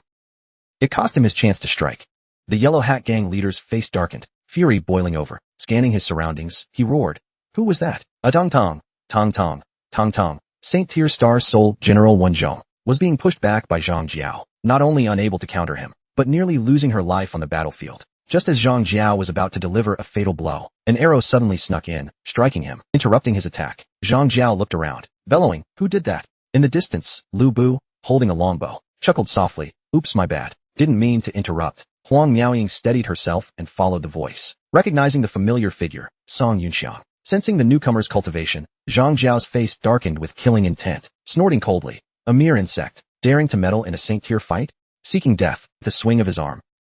Several lightning shields shot towards Song Yunxiang. As they closed in, the tips of the shields erupted in blinding lightning. Seeing this, Song Yunxiang immediately commanded Lu Bu to leap, deftly dodging the attack. While airborne, he switched his mech to the Star Soul General Chao Ren, then activated Chao Ren's signature phoenix form, spreading his wings and soaring high, quickly fleeing the area at top speed. Zhang Jiao's eyes widened in surprise at the sight. He switched Star Soul Generals? Is this punk the legendary's Wasiai? How does he have such an absurd setup? As he continued commanding the shields to pursue Song Yunxiang, Huang Miaoying, controlling Wenzhong, closed in from behind. With his wealth of combat experience, Zhang Jiao didn't flinch, swinging the Heavenly Palace Great Demon Sword, turning instantly to counterattack. The two clashed fiercely in midair for a moment. Realizing neither could overpower the other quickly, Zhang Jiao then pulled back, recalling his shields, and launched a fierce assault at the approaching Wenzhong. Huang Miaoying halted her advance, evading the strike. A glint flashed in Zhang Jiao's eyes, and wielding the Heavenly Palace Great Demon Sword, he seized the moment, charging aggressively forward.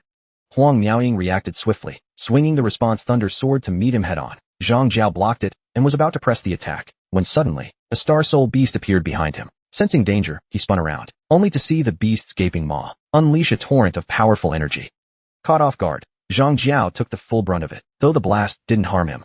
It disrupted his attack rhythm once again. Zhang Jiao steadied himself, his anger flaring even hotter. With his shields, he instantly obliterated the Star Soul beast, snarling, "Where's that little pest from earlier? Shields, find that punk for me." At his command, the shields scattered, searching the battlefield for Song Yunxiang's trace. At that moment, Song Yunxiang was using a cloaking array, hiding in a deep pit. Grabbing a handful of pills, he swallowed them, replenishing his rapidly draining soul power. With my current cultivation, fighting this guy is like scratching an itch. It barely phases him. All I can do is exploit gaps to harass him. Chao Ren's got great mobility, but no counterattack options.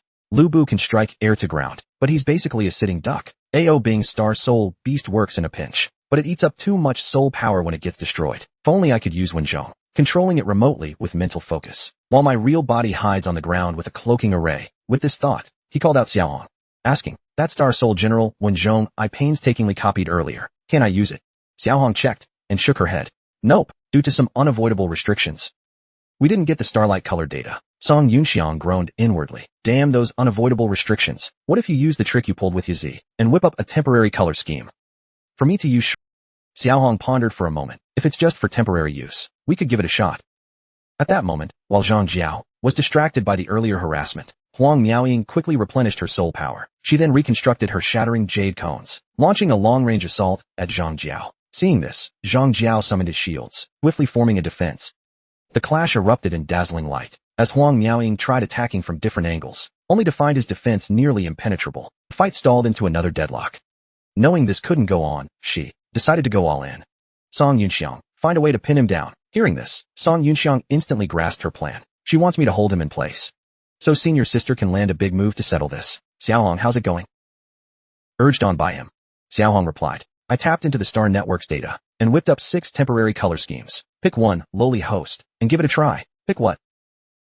Any of them will do. With no time to scrutinize, Song Yunxiang randomly tapped one and began the materialization. After a burst of radiant light, a temporary color version of Star Soul General Wenzhong successfully appeared on the battlefield. Go, whatever your name is. With a mental command, Song Yunxiang sent several shattering jade cones streaking toward Zhang Jiao. At that moment, Zhang Jiao was still fending off Huang Miaoying's ranged attacks, unprepared for Song Yunxiang's latest sneak attack. 6 shattering jade cones circled behind him, striking him directly, jolting his form. Fury surged within him. You little pest again? Spinning around, he flung out a shield, trying to shatter the cones. But under Song Yunxiang's control, the cones deftly dodged, evading the strike. The Yellow Hat Gang leader's face twisted in shock. This weird dodging pattern. This punk's got serious skill with mental weapon control. The cones kept harassing him while dodging, driving Zhang Jiao to distraction. His focus wavered, completely drawn in by the annoyance. Though the damage was negligible, it was utterly infuriating. Just as he decided to deal with this nuisance first, a series of thunderclaps suddenly rang out. Turning, he saw Huang Miaoying controlling Wenzhong, hovering in midair, arms outstretched, chanting under her breath. In the name of Star Soul, General Wenzhong, I borrow the might of the heavens. Thunder forge, heavenly thunder, converge. Star Soul General Wenzhong unleashed his ultimate move, harnessing heavenly thunder to finally defeat Zhang Jiao. Song Yunxiang activated the all-shall-achieve victory plan, helping the half-saint elder Su step onto the path of victory. Just moments ago, Huang Miaoying had commanded Wenzhong, hovering in midair, with a soft cry. In the name of Star Soul, General Wenzhong, I borrow the might of the heavens. Thunder forge, heavenly thunder, converge. As her words fell, the surroundings erupted in a deafening roar. Amid dark, rolling clouds, a dragon-like bolt of lightning tore through the sky, crashing down. The air trembled under this overwhelming force. Bathed in lightning, Wenzhong's aura surged higher and higher, his fists clenched tight. Nearly tangible thunder power coalesced instantly in his palms, forming two golden dragon-shaped whips. Their swings unleashed a force that seemed capable of rending the void itself. Watching from afar, Song Yunxiang let out a relieved breath. Wenzhong's ultimate overload mode, channeling heavenly thunder, supercharged the mech. Senior sister Amiao, she's going for the big move to end this in one strike. At that moment, golden light blazed in Wenzhong's eyes, his figure vanishing from where he stood. His speed reached its peak, and in the blink of an eye, he charged at Zhang Jiao. Zhang Jiao cursed inwardly. Not good. Summoning all his strength, he shifted from his position, but before he could stabilize, he realized he'd already been locked onto by the enemy's weapons. Seeing this, Zhang Jiao hurriedly dodged again, but Wenzhong's whips followed like a shadow, giving him no room to breathe. The whips crashed down with unstoppable force, leaving Zhang Jiao no choice but to block with both arms. A deafening bang rang out, and struck by the heavy blow, Zhang Jiao's body flew back like a kite with a broken string. Lightning shields, Tai-Ping illusion. As he was flung back, demonic shadows and chaotic flames erupted, and Zhang Jiao immediately cast an illusion, trying to use decoys to confuse his foe. Wenzhong snorted coldly, bringing two fingers to the third eye on his forehead. Petty tricks, divine thief eye, open. As his words fell, the third eye unleashed a piercing light, like a sharp sword. In an instant, it pierced through the illusion, identifying Zhang Jiao's true body. What? He's got that move too. Damn it. Zhang Jiao's heart jolted, and he hurriedly accelerated to pull away. Wenzhong wouldn't let this chance slip, lashing out fiercely with the golden whips in his hands. Like two raging dragons, they chased after him in a flash. Wherever the whips struck, the air churned violently, golden light shimmering. Despite Zhang Jiao's desperate efforts, he couldn't escape. The whips, like bolts of lightning, struck with pinpoint precision, slamming into him once again. The Yellow Hat gang leader grunted and crashed to the ground, quickly stuffing a pill into his mouth, then controlling Zhang Jiao to flee toward the battlefield's edge in a sorry state. Trying to run. Seeing this, Huang Miaoying flickered and gave chase immediately. But then Song Yunxiang suddenly called out to her. Senior sister, wait, don't pursue. Huang Miaoying paused at his words, turning to ask, what's wrong? Song Yunxiang explained, don't chase a cornered enemy. It might be a trap. Come down first. Huang Miaoying fell silent for a moment, ultimately deciding to heed his advice. When she reached Song Yunxiang's side, he deliberately raised his voice. Senior sister, the direction he fled in might be rigged with traps. Why don't we head back and regroup, then come back to finish him off? Then, he quietly transmitted to Huang Miaoying. I analyzed the fight just now. There were a few suspicious spots. I suspect these locations hide their strongholds within arrays. He's probably faking defeat to lure us in. Why not turn their plan against them? We'll pretend to retreat and regroup, then sneak back tonight to scout these areas. Huang Miaoying nodded slightly. All right, I'll follow your lead. Then we'll return tonight. A sly glint flashed in Song Yunxiang's eyes, and he loudly declared, let's go. Back to the ship first. We're heading back to rally some help. With that, the two returned to the airship and swiftly departed. At that moment, the Yellow Hat gang leader, lurking in the shadows, watched their retreating figures, a faint smirk curling his lips. They didn't chase, huh? I planned to fake a retreat and draw them away from this area, but looks like they didn't take the bait. Oh well, it's fine if they leave like this, as long as we can buy a bit more time. Meanwhile, in the meeting room of the Song Residence's eastern wing, Old Master Song, Elder Su, and others had gathered. Song Yunxiang's consciousness returned to his clone, projecting a scene of the maids training in the secret realm. Shortly after, an unprecedented beast tide in the southern wilderness is about to erupt. The Iron Wall Army, Qi Yuan Army, the Song family Shadow Guards, Jiwu Yard, the Gu family, and all combat-ready forces in Yong'an City. We must unite and use every means possible to boost our strength and prepare to face the enemy. The room fell silent after his words, the atmosphere growing tense and heavy. Hearing this for the first time, Song Yunjing could hardly believe it. A beast tide? How's that possible? Old Master Song shook his head. No doubting it. I trust everything Yunxiang says is true. Gu Ying, head of the Gu family, clasped his hands and declared, the Gu family is willing to mobilize all resources to fully support young Lord Song's plan. Ho Shijing followed suit. Jiwu Yard will also give full support. Yuanding City's Tai Xian Heavy Industries is working overtime to produce the new Wei Yuan mechs. Uncle Song Qing mulled it over for a moment, then spoke up. All right, in that case, the Iron Wall Army will muster its first batch of elites tomorrow to join your training plan. He then turned to Song Yunjing. The Qiyuan army must fully cooperate too. Though Song Yunjing still had doubts, he nodded at his father's command. Fine, I understand. The Qiyuan army will also send a batch of elites tomorrow. Old Master Song turned to the steward Song Mu and said, deploy half the Song family shadow guards to join Yunxiang's training plan. Song Mu nodded promptly in agreement. Hearing everyone's responses, Song Yunxiang quickly waved his hands. Hold on. We don't need that many people yet. The secret realm has a limited capacity. We'll have to do it in batches.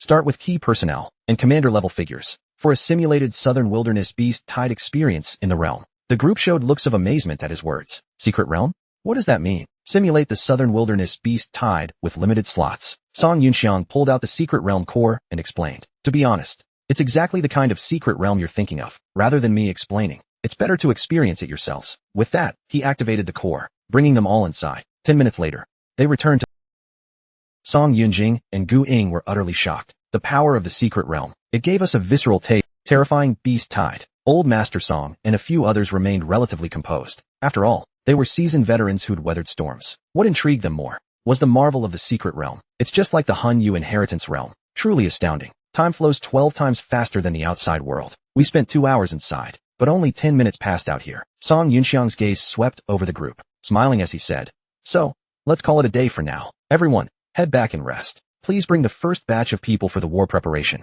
training plan to the Song residence tomorrow. Elder Su, please wait a moment. Hearing this, Elder Su paused slightly. What's up, kid? Got something good to see? Something good. I don't know if the all shall achieve victory method counts as something good. At Song Yunxiang's words, Elder Su's eyes widened instantly, his shock morphing into barely contained excitement. You've really gathered all that stuff you mentioned? Song Yunxiang smiled and nodded. That's right. Everything I talked about before is ready. Using elixirs as the catalyst, orthodox techniques as support, combined with the all shall achieve victory star soul, dual channel guidance method. But even so, there's still some risk. So we need someone willing to put life and death aside as a test subject. I wonder if Elder Su would be willing to be the first to demonstrate this path to sainthood for everyone. A tong. Lofty saint tier powerhouse was literally being ridden by Song Yunxiang. Yet not only was he not angry, he grabbed Song Yunxiang in a bear hug in front of everyone. Just moments ago, Song Yunxiang had helped Elder Su, a mere mortal, ascend to sainthood, while deep in the southern wilderness. At the Yellow Hat Gang's headquarters, another sainthood experiment was underway. In Experiment Zone 01 for ultra-enhanced soldier conditioning, a subordinate approached the chief researcher, reporting, ultra-enhanced soldier test subject 025, Suda, failed to break through in the 14th round of enhancement conditioning. Current realm, pseudo-saint first layer, breakthrough progress at 76%. The chief researcher nodded and said, no problem. Increase the dosage of the remnant fusion fluid and proceed with the 15th round of enhancement conditioning. But if we keep increasing the dosage and intensity, it might affect the subject's lifespan and mental state. Before the subordinate could finish, the researcher cut him off with a cold snort. Realizing his mistake, the subordinate dropped to his knees, explaining, forgive me. I was only worried that losing the subject might disrupt the experiment plan, including subject 025. Only 3 test subjects have reached pseudo-saint status. Survival rates below 5 out of 1,000. The chief researcher smirked faintly. No worries. The cloning project at Stronghold number 3 is going smoothly. Soon, we won't have to fret over material losses anymore. Once we get the data from Sha Jiao City's stitching machine, combined with a mass of pseudo-saint ultra-enhanced soldiers as the core, our Yellow Hat Gang will possess an invincible army to sweep the eastern continent. At that moment, another subordinate reported, Chief, Milun's war division has expressed strong interest in our pseudo-saint conditioning tech. They're offering, like before, divine tier remnants in exchange for the tech and successfully conditioned ultra-enhanced soldiers. The chief researcher pondered for a moment and said, divine tier remnants aren't that rare anymore. Sha Jiao City's vault holds enough for us to use for over 3 years. That's already as good as ours. So no need for a trade. Just hand over both the ultra-enhanced soldiers and the pseudo-saint conditioning tech to Milun. That's the boss's intent too. Let Milun stir the pot completely, which will help us achieve the Yellow Hat Gang's vision. To realize the boss's grand plan, the world of Huang Tian will descend, purging all falsehoods. Just wait. Oh, and by the way, that student we captured during the Yuan Ding City Beast-Tide, send him to Milun too. Those with C's Han Yu isn't with him. This lucky kid seems highly compatible with enhancement conditioning. He'll make a fine specimen. It won't be long now. Not long after, deep in the southern wilderness near Yellow Hat Gang's Stronghold number 2, Song Yunxiang, riding on Huang Miaoying's back, used a cloaking array to stealthily fly back. After careful analysis and reconnaissance, Song Yunxiang successfully located a secret stronghold hidden beneath an ancient array. See? It's gotta be here. Let's sneak in and check it out. Huang Miaoying nodded. Alright, hop on, Song Yunxiang. He awkwardly declined. It's close enough. No need for you to carry me anymore, senior sister. I can walk a few steps myself. Flying's faster. No time to waste. With that, Huang Miaoying scooped him up, and they sped toward the target. Reaching a certain spot, Song Yunxiang pulled up the star host system and began cracking. Really ancient array script language.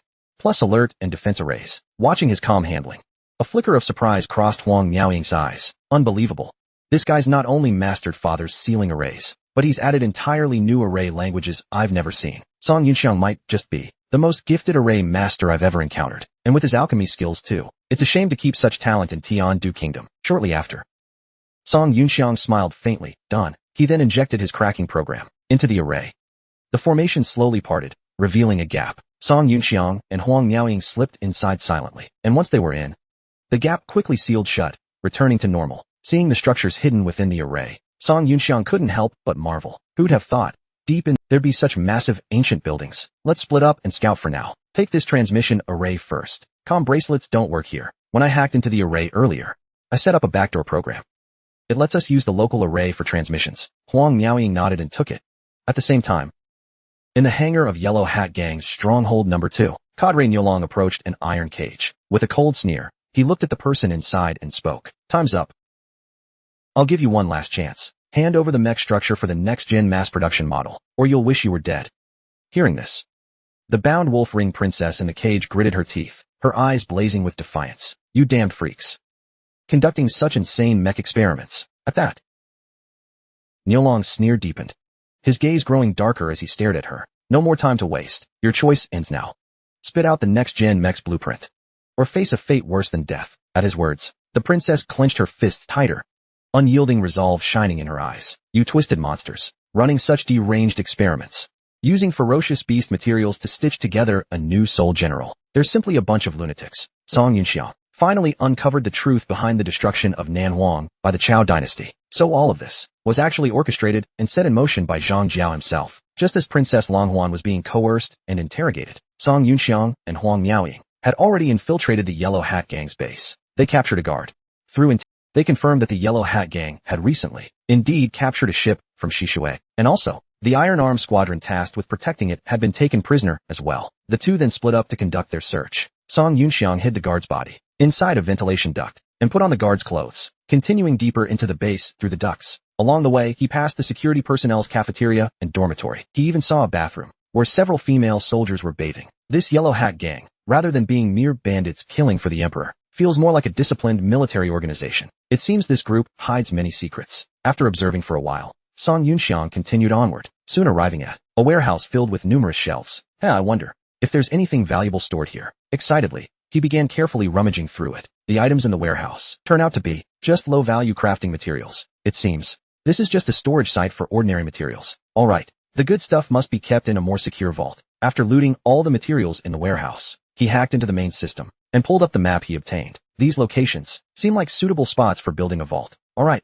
let's go check them out first. With that thought, Song Yunxiang left the warehouse, carefully moving along the ventilation ducts. He continued forward. Soon, he reached one of the marked locations on the map. Below, he saw a heavy metal door. Outside the door stood 2 guards keeping watch. The ventilation duct couldn't get him inside. He'd have to go through the main entrance. Although with a stealth formation, they couldn't see me. Cracking this door would be a piece of cake, but opening it would definitely alert them. Maybe I should just forget it and focus on finding the people first. Just as Song Yunxiang was about to give up, the metal door suddenly began to slowly open. He secretly rejoiced in his heart, immediately suppressing his presence. He slipped inside silently. Number 4 rift generator maintenance completed. Good work. Hearing the conversation between 2 women and the guards, Song Yunxiang instantly sensed something was off. Rift generator? Looking up, he saw inside the room, a strange mechanical device was placed there. The device contained a large amount of red energy liquid, constantly surging. Upon seeing this device, he couldn't help but gasp in shock. A rift generator. Could it be that ever since the invasion of Yuanding City, the Milun spies, the Yellow Hat Gang, the invasion of the wilderness, if all of this was part of a man-made plan, then in the previous cycle, the impact caused by my interference might mean The invasion of Lanhuang could potentially be prevented, but there's another possibility, that the invasion might be triggered earlier instead. This must be some kind of advanced technology excavated from ancient civilization ruins. The energy fluctuations feel divine, almost godlike. Damn it, I've been preparing based on the timeline from my past life. But if this thing's function is divine, and can accelerate events, then isn't this bad news? Places like this, judging by the structure of this stronghold, there are at least 3 more. That researcher just mentioned. Number 4. Could they have built multiple rift generators? I could destroy this device now, or I could store it in my system space and take it with me. But that might provoke them into acting recklessly, and launch the invasion ahead of schedule. But I've already stirred the hornet's nest. Even if I do nothing, there's no guarantee they'll stay put. Song Yunxiang knew time was running out. He had to make a decision quickly. With too little information to make a solid judgment, let's weaken them as much as possible for now. He immediately summoned the main system and stored the entire device in the system space. After doing all this, he called out Xiaohong, asking her to help him store the mask of all beings in the system space. After finishing everything, he summoned Xiaohong again, asking her to help him with the mask of all beings, storing it in the system space. Moments later, within the secret realm, Song Yunxiang's consciousness returned to his clone. Elder Su had nearly finished preparations on his end. The rest could be left to the formation's automation. After confirming everything was fine, he left the secret realm, then took off the mask of all beings, handing it to Xiaohong nearby. Xiaohong was responsible for storing the mask in the system space and delivering it to his main body. A few minutes passed quickly. Song Yunxiang used the mask to disguise himself as a long-haired woman. He opened the metal door and walked out. Number 4 rift generator maintenance completed. Mimicking the woman's voice, he said this, then calmly walked away from the area. Seeing this angered the 2 guards, who were instantly dumbfounded. Didn't those 2 researchers already? I don't know. Maybe there was one more left. Were there 3 of them when they arrived? I think so. Song Yunxiang finally discovered the identity of the Nanzhou ghost. It was none other than Elder Su, who in the previous life had been defeated by the witch. After his defeat, not only was his arm severed, he also became a test subject for the Yellow Hat Gang, Foam, and the Ferocious Beasts. Just after taking the rift generator, Song Yunxiang disguised himself as a woman and left the room. Halfway through, Huang Miaoying's voice transmission sounded in his ear. Song Yunxiang, can you hear me? I've found the princess and the others. Also, in the dungeon, I spotted the location where the Iron Wall army prisoners are being held. Although there are quite a few of them, there's no saint tier among them. I'm confident I can take them down. Song Yunxiang responded in a low voice. Hold off for now. Wait for me to get there. I found 4 rift generators they've built. I took the equipment and set up some distractions. Let's try to delay their discovery as long as possible and sneak the people out quietly. Try not to engage and tip them off. Huang Miaoying nodded after hearing this. Alright, then come meet up with me first. My location is at the hangar. After ending the call, Song Yunxiang hurriedly made his way over. At this moment, in hangar number 2, Niulong was ordering his subordinates to beat up the female soldiers from Shishui. After knocking out a few of them, Niulong sneered and walked up to the cage. So how about it? Still not cooperating? My patience and time are limited. Saying this, he viciously grabbed Princess Longhuan's face. Princess Longhuan clenched her teeth, a flash of defiance in her eyes. Nearby, Lu Ning snorted coldly. We Shishui soldiers are all heroines among women. We'll never submit to a man's coercion. Niulong's anger flared. With a furious swing of his hand, bring this so-called heroine out here for me. As his voice fell, several soldiers immediately stepped in, roughly dragging Lu Ning out of the cage. Her soul power suppressed. She was powerless to resist. Kneel. A soldier kicked her in the knee. Lu Ning's body swayed, dropping straight to her knees before Niulong. Niulong looked down at her with a cold smile. Heroine among women, struggling is useless. Hearing this, Lu Ning didn't respond. Instead, she defiantly raised her head, staring at him with disdain. Niulong's expression darkened. He raised his fist and struck her. Blood trickled from Lu Ning's mouth, yet she still sneered back at him. Doesn't feel good to have your soul power blocked, does it? What you're using is the infamous soul-blocking drug from the Northern Kingdom. Niulong touched her face with a mocking grin. Lu Ning stubbornly spat, a mix of blood and saliva onto his face. Niulong's rage exploded. Looking to die? He kicked her hard in the chest. Lu Ning let out a muffled groan, blood gushing from her mouth even more. She flew back like a broken kite, crashing heavily to the ground. Leave that researcher alone for now. Beat these female soldiers to death for me. After giving his orders, Niulong led his men outside. Once outside the hangar, one of his subordinates suggested, Brother Niu, these women are tough as nails. We're not getting anything out of them anyway. Why not just send them to be materials for the stitching machine? Niulong frowned. Not yet. Wait. Until the intelligence team figures out that researcher's background. I suspect his identity isn't simple. He's probably someone of noble birth. Who else would come deep into Nanhuang to test new machinery? He's either a fool who doesn't value his life. To me, he's either a lunatic or sick in the head. You don't know this. But today, near Stronghold number 2, a Shishui ship showed up. They even sent a saint-tier powerhouse from the main space. I suspect they're here for this group. But no need to worry. The commander personally took action and easily repelled that Shishui saint-tier. Plus, they can't even break through our Stronghold's defensive array. So these women's identities must be significant. At least that researcher's identity probably is. Keep them alive for now. We might be able to trade them for a hefty ransom. If we're short on materials, we can use those useless Iron Arm army captives first. Got it, Brother Niel. The three walked and talked, passing by Song Yunxiang without noticing. Song Yunxiang furrowed his brow slightly. Finding a discreet spot, he reconnected with Huang Miaoying. Sister Miao, I'm outside the hangar now. I've got a way to get in openly. I just saw someone who seems like one of their officers coming out of there.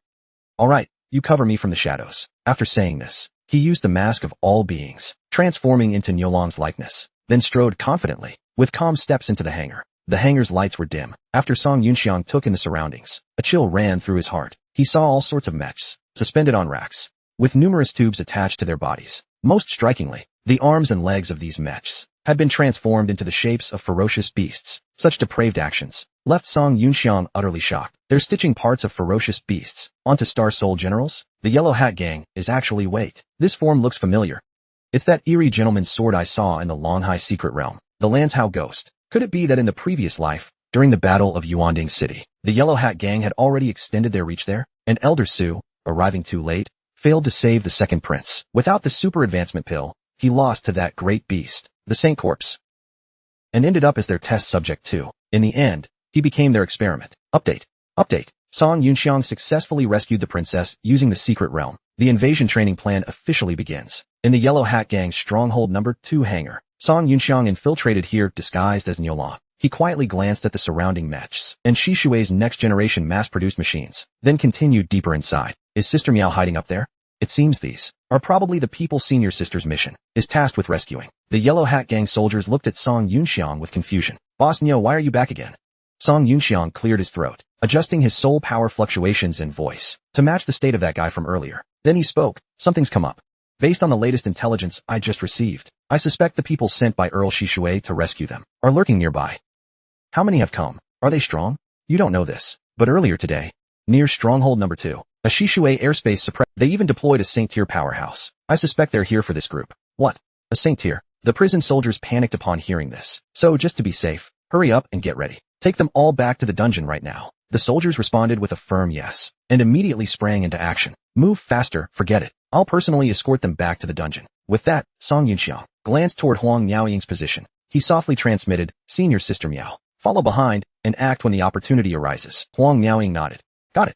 The group then set off, leaving the room. The process went smoothly without incident. They easily took the elevator to the floor where the cells were located. Song Yunxiang calmly followed behind, planning as he walked. I wonder if Senior Sister Miao has kept up. If things don't go smoothly, and my disguise as this minor leader, it's exposed, then we'll have to rely on Senior Sister Miao to force our way out. But if luck is on our side and everything goes well, once we reach the prison, I'll set up an isolation formation and have Xiaohong deliver the secret realm rift. I can load these Shishui women and the Iron Arm army into the secret realm and take them away. But it's not suitable yet to reveal the secret of the rift in front of these Shishui people. I need a way to bluff through this. Got it. I can create a small independent zone with normal time flow and simulate the visual effect. And I'll just say, this is a formation Senior Sikong Jing passed down to me, a secret ultimate technique. To make it more believable, I can even trick Senior Sister Miao into it too. I'll say she needs to activate the wind chime formation inside as the formation's core.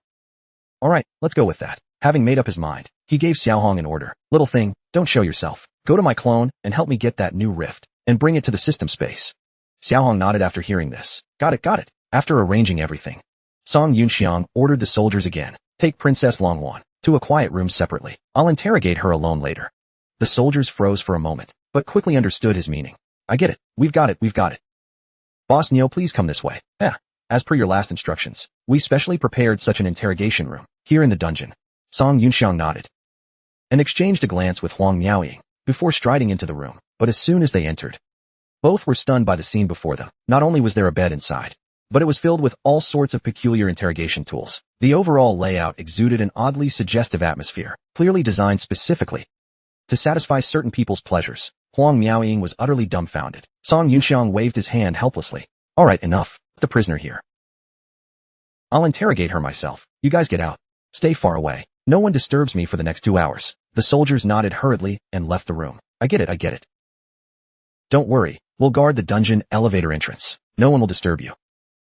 After confirming the soldiers had left, Song Yunxiang strode toward Princess Longhuan. Princess Longhuan recoiled in fear, her mind going blank. What do you want? Don't come near me. Don't move, I'll untie you first, Song Yunxiang said as he reached out. But as soon as he got close, Princess Longhuan, in a panic, bit him hard, wincing in pain. Song Yunxiang quickly grabbed her face to pull her off. Damn it, are you a freaking dog? As the misunderstanding deepened, Huang Miaoying revealed herself. Song Yunxiang, don't be rude to the princess. Hearing this, Song Yunxiang reverted to his original appearance. What's wrong with your Shishui princess? She bites without even knowing what's going on. Princess Longhuan was stunned upon seeing them. Song Yunxiang reminded her, alright, we're here to rescue you. This is your Shishui's overseer. You must recognize her, right? I'm going to untie you now. Don't scream, got it? With that said, he loosened the ropes, binding Princess Longhuan. Princess Longhuan excitedly threw herself into Huang Miaoying's arms. Overseer Huang, thank goodness. You actually came personally to save me. At that moment, Xiaohong sent a message, informing him that the new rift had been stored in the system space. Song Yunxiang nodded. Good, go keep an eye on my clone. Huang Miaoying distastefully pushed Princess Longhuan away, and asked Song Yunxiang, what's the next plan? Song Yunxiang smiled slightly, and said, to be honest, I have a way to load everyone into a formation space and take them out. Huang Miaoying was surprised. What? How could there be such a formation? Song Yunxiang leaned close to her ear and whispered, it's a secret technique Senior Sikong Jing left me. Please, senior sister, keep it absolutely confidential. Something father left you? No mistake there, but this method requires someone equally skilled in formation techniques, a formation master to maintain the core inside. With your formation expertise, senior sister, you should be up to the task. Though Huang Miaoying felt uncertain inside, she put on a calm front and said, I should be fine. Song Yunxiang didn't say more and put on an act, conjuring a miniature formation out of thin air. He handed it to Huang Miaoying. Senior sister Miao, use the wind chime formation to maintain this core from the inside. Huang Miaoying, hearing this, carefully took it with both hands. After bluffing her, Song Yunxiang quietly took out the new rift and layered it with the wind chime formation's visual effects as a disguise. Seeing Huang Miaoying diligently maintaining the fake formation core in her hands, he chuckled inwardly and said, Senior sister Miao, now, I'm going to load you into the spatial compression formation. It might cause a twisting sensation similar to don't resist. Oh, and you absolutely have to keep this core stable, or if the spatial formation collapses, though you, a saint tier, will be fine. Everyone else might get squashed. Huang Miaoying felt immense pressure upon hearing this. Alright, got it. She was then transported into the secret realm. With one glance, she saw the formation patterns Song Yunxiang had deliberately faked around her, and confirmed, it really is father's wind chime formation. It can actually compress space and hold living beings. But that feeling when I entered just now was indeed similar to being pulled into a secret realm. Next, Princess Longhuan was transported in as well. Overseer Huang. Is this the formation space that guy was talking about? Huang Miaoying, struggling to maintain the core, replied. Yes. Princess Longhuan gasped in amazement. He looks so young, yet he has so many How did Overseer Huang find such an amazing formation master? Huang Miaoying answered while maintaining the core. His name is Song Yunxiang. He's from the Song family, the 9th Peace Marquis of Tiandu Kingdom. Hearing Song Yunxiang's name, Princess Longhuan suddenly recalled, a man I saw in the sky before. I think I've seen him. Meanwhile, outside, after sending the two into the secret realm, Song Yunxiang used a stealth formation and quietly slipped out. Soon, he made his way to the cells holding the others. Don't make a sound. Alright, I'm going to load you all into a formation space now, to take you out of here. I'm here to rescue you. Don't resist with your consciousness. After explaining, he transported everyone into the secret realm space. Seeing Princess Longhuan inside, Lu Ning was instantly overjoyed. This is the Overseer. I, Lu Ning of the Qingyao army, salute you, Lord Overseer. Huang Miaoying, sweating profusely, nodded. Don't disturb me. At the same time, Song Yunxiang sneaked over to the cells holding the Iron Wall army. Don't make a sound. I'm Song Yunxiang of the Song family. Here to get you out. Young Master Yunxiang. I, Songya, captain of the 17th Squadron of the Iron Wall Army Scout Battalion. Salute you, young Master Yunxiang. Oh, you know me? That makes things easier. Now, follow my orders. I'll load you all into a formation space to take you out of here. Don't resist with your consciousness. With that, he repeated the process and transported everyone out. Song Yunxiang let out a sigh of relief and tossed out another illusion talisman. Just like the other two rooms, leave an illusion formation here to buy as much time as possible. After finishing everything, he quickly left using a stealth formation. Not long after, Song Yunxiang exited the Yellow Hat Gang's Stronghold number 2 without alerting anyone and safely returned to the airship. The crew on the airship looked puzzled. Lord Song, are you alone? Where's our Mistress Huang? Song Yunxiang waved his hand. Don't worry, start the ship and leave this area first. Sorry, Lord Song. We only follow the mistress's orders. Hearing this, Song Yunxiang sighed helplessly and had to teleport everyone out of the secret realm space first. Seeing their surroundings, Huang Miaoying, who had been struggling to maintain the core, finally relaxed. It seems Song Yunxiang's plan worked perfectly. We've successfully escaped the Nanhuang bandits' stronghold. Song Yunxiang scratched his head, but unfortunately, the 2 ships captured by Shi Shui and the Iron Arm army, and those 3 test machines were too big, so we had to leave them behind for now. Songya, the Iron Arm army squadron leader, clasped his hands in gratitude. But before he could finish speaking, Princess Longhuan shoved him aside and grabbed Song Yunxiang's arm, laughing as she said, no worries, just some test machines. The important test data was already transmitted back to the Qingyao army in real time, and right now, I'm more interested in you. Your name's Song Yunxiang, right? Interested in becoming my... She was cut off mid-sentence by Huang Miaoying. Princess, Song Yunxiang is my junior brother. Please don't get too handsy with him. The 2 women locked eyes, a faint hint of tension filling the air. Song Yunxiang gave an awkward laugh and quickly stepped between them. All right, the priority now is to leave this area. Interested in becoming my personal... Her words were cut off halfway by Huang Miaoying. Princess, Song Yunxiang is my junior brother. Please refrain from being overly familiar with him. Their gazes met, a subtle spark of tension lingering in the air. Song Yunxiang smiled awkwardly and hurriedly pulled them apart. All right, the urgent matter now is to leave this area first. Senior Sister Miao, please give the order to start the ship first. Huang Miaoying immediately commanded. Destination, Yong'an City. Full speed out of this area. Song Yunxiang looked out the window, lost in thought. This place is deep in the Nanhuang wilderness. Even at full speed, it'll take at least 2 days and 1 night to return to Yong'an City. I hope no more surprises pop up along the way. Little thing, return the mask of all beings and the new rift to my clone. Things here are temporarily settled for now. I'll get some sleep first. Tomorrow morning, I need to focus my consciousness on the clone to ensure the secret realm training plan goes smoothly the day after. Time quickly shifted to the next day. Outside the Song Mansion's eastern courtyard, a red airship slowly docked. Song Yunjing, the eldest sister of the Song family, stepped down with her adjutant and commanders. Commander-in-Chief of the Qilu Army, Song Yunjing, with my adjutant and 4 commanders. A total of 6 people here to join the special training plan. As soon as Song Yunjing finished speaking, the people behind her bowed respectfully towards Song Mu. Greetings, Chief Instructor. Song Mu waved his hand.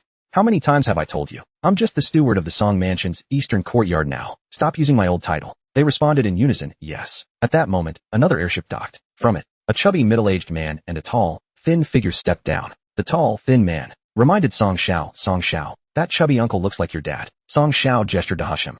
Shoo, keep it down. Let's head inside first. Ha ha, brother Dama.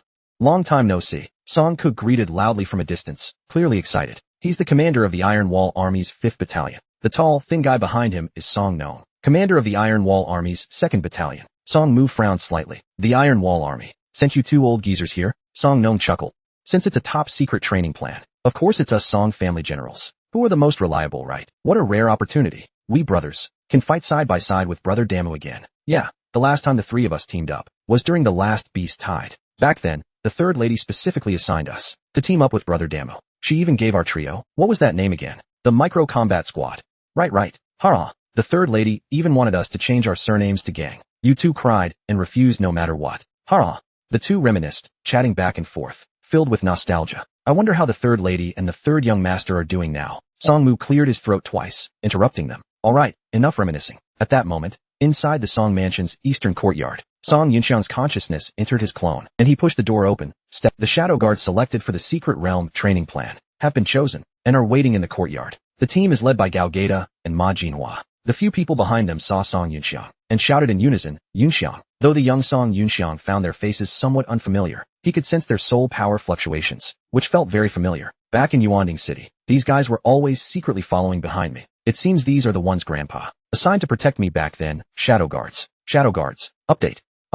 The new Seoul General Guan Yu hurries to Yong'an City, about to have his first official meeting with Song Yunxiang as husband and wife. As the Beast Tide approaches, Commander-in-Chief Song Qing. Just moments ago, Song Yunxiang sensed the soul power fluctuations of the people in front of him, confirming they were indeed the Shadow Guard's grandpa had assigned to protect him. One of them, a man named Song Ko, was once a guest of the Song Mansion. When I was little, he often carried me on his back to play. Song Yunxiang fondly stepped forward and patted Song Ko's shoulder. I still remember you saying you were going back to your hometown to get married. Turns out you joined the Shadow Guards, huh? Song Ko chuckled and explained, well, actually, I've always been part of the Shadow Guards. Following you under the guise of a guest was in order to protect you by your side. Later, when you enrolled at Nanzhou Academy in Yuanding City, the Marquis picked a few of us to form a special operations team to guard you from the shadows. As Song Ko spoke, He introduced his companions. There's Song Chio, early Earth tier. Ing Lu, also early Earth tier. And Tumi, peak Yellow tier. Young Master Yunxiang. Tumi used to be a maid in the southern courtyard. You know. Do you still remember her? Hearing this, Song Yunxiang scratched his head, struggling to recall. Young Master doesn't even remember me? Tumi looked at Qing Dai and Leonie with a wronged expression. To be by Young Master's side, Tumi submitted multiple transfer requests to the eastern courtyard, but they were all rejected by some petty person for unknown reasons, with transfers blocked. Tumi had no choice but to join the Shadow Guards. Last year, hearing Young Master was heading to Yuanding City for school, Tumi fought her way through the Shadow Guards, finally earning a spot in the Special Operations team, just to quietly watch Young Master's back from the shadows. I never thought today I'd be able to stand openly in front of Young Master. After all the hardship comes sweetness. Tumi is so moved, really so touching. Seeing Tumi cling to Song Yunxiang, pouring out her woes, Leonie stepped forward and pushed her away. Actually, you could have just stayed in the shadows, quietly watching Young Master's back. That'd be fine too, wouldn't it? Tumi, unwilling to back down, started arguing directly with Leonie. Mere Leonie, you just broke through to Earth tier. Don't act so high and mighty. The onlookers watched, utterly confused. Clearly, there was some past grudge between the two. Just as everyone prepared to watch the drama unfold, Song Yunjing entered the courtyard with her subordinates. Seeing this, Song Yunxiang raised a hand in greeting. Morning, big sis. But Song Yunjing saluted him with a stern expression. Commander-in-Chief of the Qilu Army, Song Yunjing, greets Lord Marquis. Song Yunxiang felt awkward. Oh come on, big sis, you don't have to mess with me like this, do you? The commanders behind her followed suit, saluting. Greetings, Lord Marquis. As they spoke, Tumi rushed over again. Song Yunxiang waved helplessly. Hey everyone, I thought this notorious troublemaker of Yong'an City had finally grown up a bit, but in such an important setting, he's still tangled up with some random women. I can't even sense his cultivation level. Is it being masked by some formation technique? Has Qing Dai reached heaven tier already? No way. I heard the food at Song Mansion's eastern courtyard is pretty good. They'll probably feed us, right? As the commanders let their thoughts wander, Song Mu strode in with Song Ku and Song No. The Iron Wall Army only sent you two this time. Where are the others? Hearing Song Mu's words, Song Ku replied, there are also Song Miao and Song Dai joining this training. But the Iron Wall Army ran into some trouble. Song Mu looked at them, puzzled. What's wrong? Song Nong frowned deeply. Some unexpected guests showed up this morning. The commander had us come ahead first. At the same time, the Shishui airship was speeding out of the Nanhuang region. Inside the airship, Songya reported everything that happened to Song Qing. Yes, Commander, we were rescued by young Master Yunxiang and escaped successfully. That's right. It was those notorious Nanhuang bandits. Song Qing nodded after listening. Good, I understand. Compile a detailed military report and return to base to report as soon as possible. After hanging up, he turned to the junior officer beside him. He instructed Zhang Mu, relay the situation with the Nanhuang bandits. Shishui immediately. Zhang Mu acknowledged with a yes, and quickly left the hall. At that moment, Eunuch Lin, seated in the hall, smiled faintly. Commander Song, are you done with your business? Song Qing quickly clasped his hands in apology. Sorry, Eunuch Lin, there was urgent military business just now. I've been neglectful. Please forgive me. Eunuch Lin shook his head and stood. No matter. I know Commander Song juggles many roles. It's tough. Fortunately, His Majesty is gracious and understands your burdens. As he spoke, he took a scroll from the young eunuch beside him. Receive the imperial decree. As Eunuch Lin began reading the decree to General Song, Junior Officer Zhang Mu quickly entered the restroom. After ensuring no one else was inside, he entered a room and locked the door. Then he activated a communication device and sent a message. The message read, Nanhuang bandit stronghold exposed. Shishui personnel have escaped. At the same time, meanwhile, in an underground tavern in Yong'an City, inside a secret Milun stronghold, the message arrived. Oh no. Something's up. A previously unused channel just received a message. It's encrypted with the military command's top-tier cipher. This is the decoded content. Seeing the message's source and contents, Tuobobo couldn't help but gasp. He immediately realized the gravity of the situation. This is from the chief junior officer, the mole personally planted in the Iron Wall Army. Quick, contact the right commander immediately. Use the emergency military channel. Moments later, the other end of the channel connected. Seeing the figure on the display, Tuobobo nervously straightened up and saluted. Tuobobo greets chief junior officer. The old man on the screen, wearing a ghost mask, nodded. A jagged scar ran from his left eyebrow down to his right cheek. Here's the situation. They used that dormant channel and received this message. Nanhuang bandit stronghold exposed.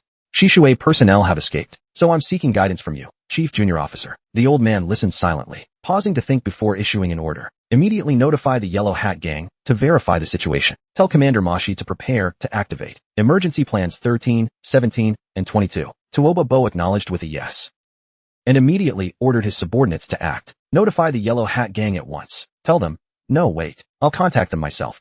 At the same time, meanwhile, at the Iron Wall Army base along the Nanhuang Great Wall, Eunuch Lin began reading the contents of the imperial decree. We have heard that General Song Qing is renowned for both loyalty and valor, with exceptional strategy, a model of virtue and ability in military affairs, truly a pillar of the state. With the state's affairs growing ever more complex, wise talent is needed to assist. We have observed that Song Qing excels in both civil and martial matters, steady and seasoned, and hereby appoint him to the Ministry of War, to serve in the capital, assisting with military affairs. However, the Nanhuang defense line, a critical stronghold, matters of safety and security, must not be neglected.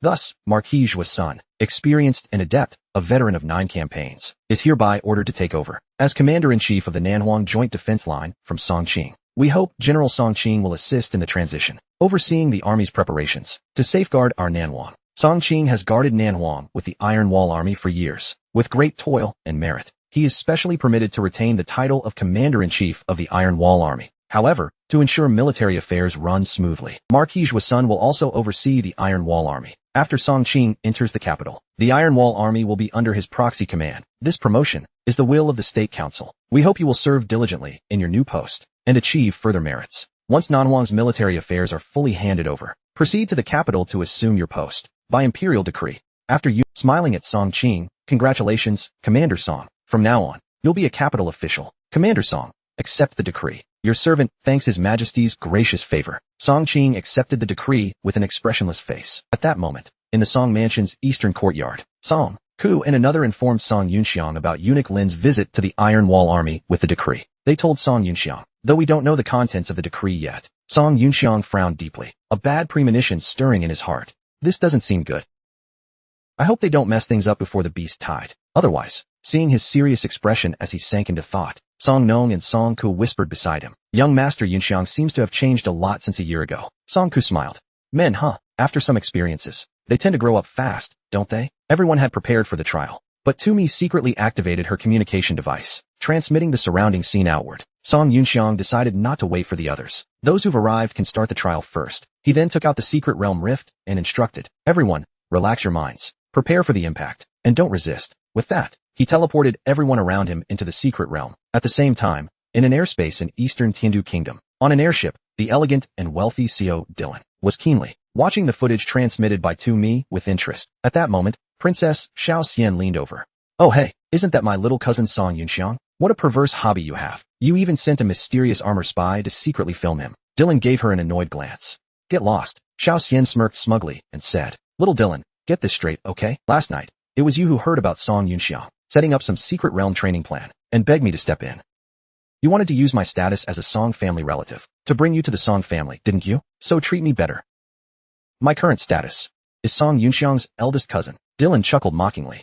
Eldest cousin, are you sure you've got the family tree straight? Xiao Xian huffed proudly. Last time I went back, I specifically looked into it. Look, I even drew a relationship chart. You only mapped out the Song and Xiao families, But you forgot about the wife of the old Song Marquis. She was the late emperor's youngest sister, Princess Ri, the most beloved youngest daughter of Emperor Wu Shang. Hearing Dylan's words, Xiao Xian was suddenly dumbfounded. Song Yunxiang's grandfather's wife was Emperor Wu Shang's. My father's mother was Consort Song's. Consort Song was the late emperor's. The late emperor was Emperor Wu Shang's. Xiao Xian's brain nearly fried trying to figure it out. Dylan ignored her and continued focusing on Song Yunxiang in the footage. The secret realm training plan.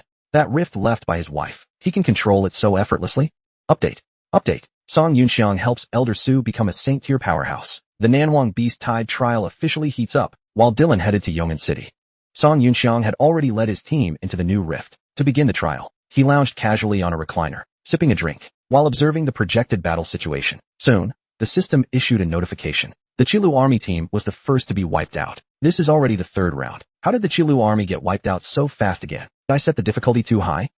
At that moment, Song Mu suggested beside him, Young Master, how about equipping this batch of new Wei Yuan mechs into the simulation battle? Let them test them out early. Song Yunxiang nodded after hearing this. Sure, that might help them last a bit longer. Just as he finished speaking, the other team's members also triggered death notifications. Soon, all the trainees were completely wiped out. Song Yunxiang waved his hand helplessly. Brother Demo, why don't you go in and give it a try too? Guide them while you're at it. Tell them to focus on surviving longer first. Don't rush too much. Observe while fighting. Use their brains more and build experience. Song Mu nodded in agreement. Song Yunxiang then began operating, teleporting him into the trial. He equipped the new mechs for everyone, then granted Song Mu a special privilege, allowing him to move freely between the group's positions. Done. Let's check on Elder Su's side. Thinking this, Song Yunxiang took out the rift, and with a flash, disappeared from the spot. Moments later, he appeared at Elder Su's secluded retreat. Through the system, he discovered Elder Su has reached the Heart Demon Illusion stage. His breakthrough progress is much faster than I expected. Elder Su's Heart Demon should be interesting. Maybe I can take a look inside. Song Yunxiang grew intrigued by the thought. After some maneuvering, he entered Elder Su's Heart Demon Illusion. At that moment, somewhere in southern Tiandu within the Heart Demon Illusion, Elder Su was piloting a mech, fighting a man. Yuan Jiri, you dare show your face before me again? Unbelievable nerve. Hearing his furious shout, Yuan Jiri quickly responded, He Mingshu, I've truly come with sincere intentions. Please hear me out. Let's talk, die? Elder Su remained unmoved. Brandishing his sword, he charged at the opponent. The two clashed instantly.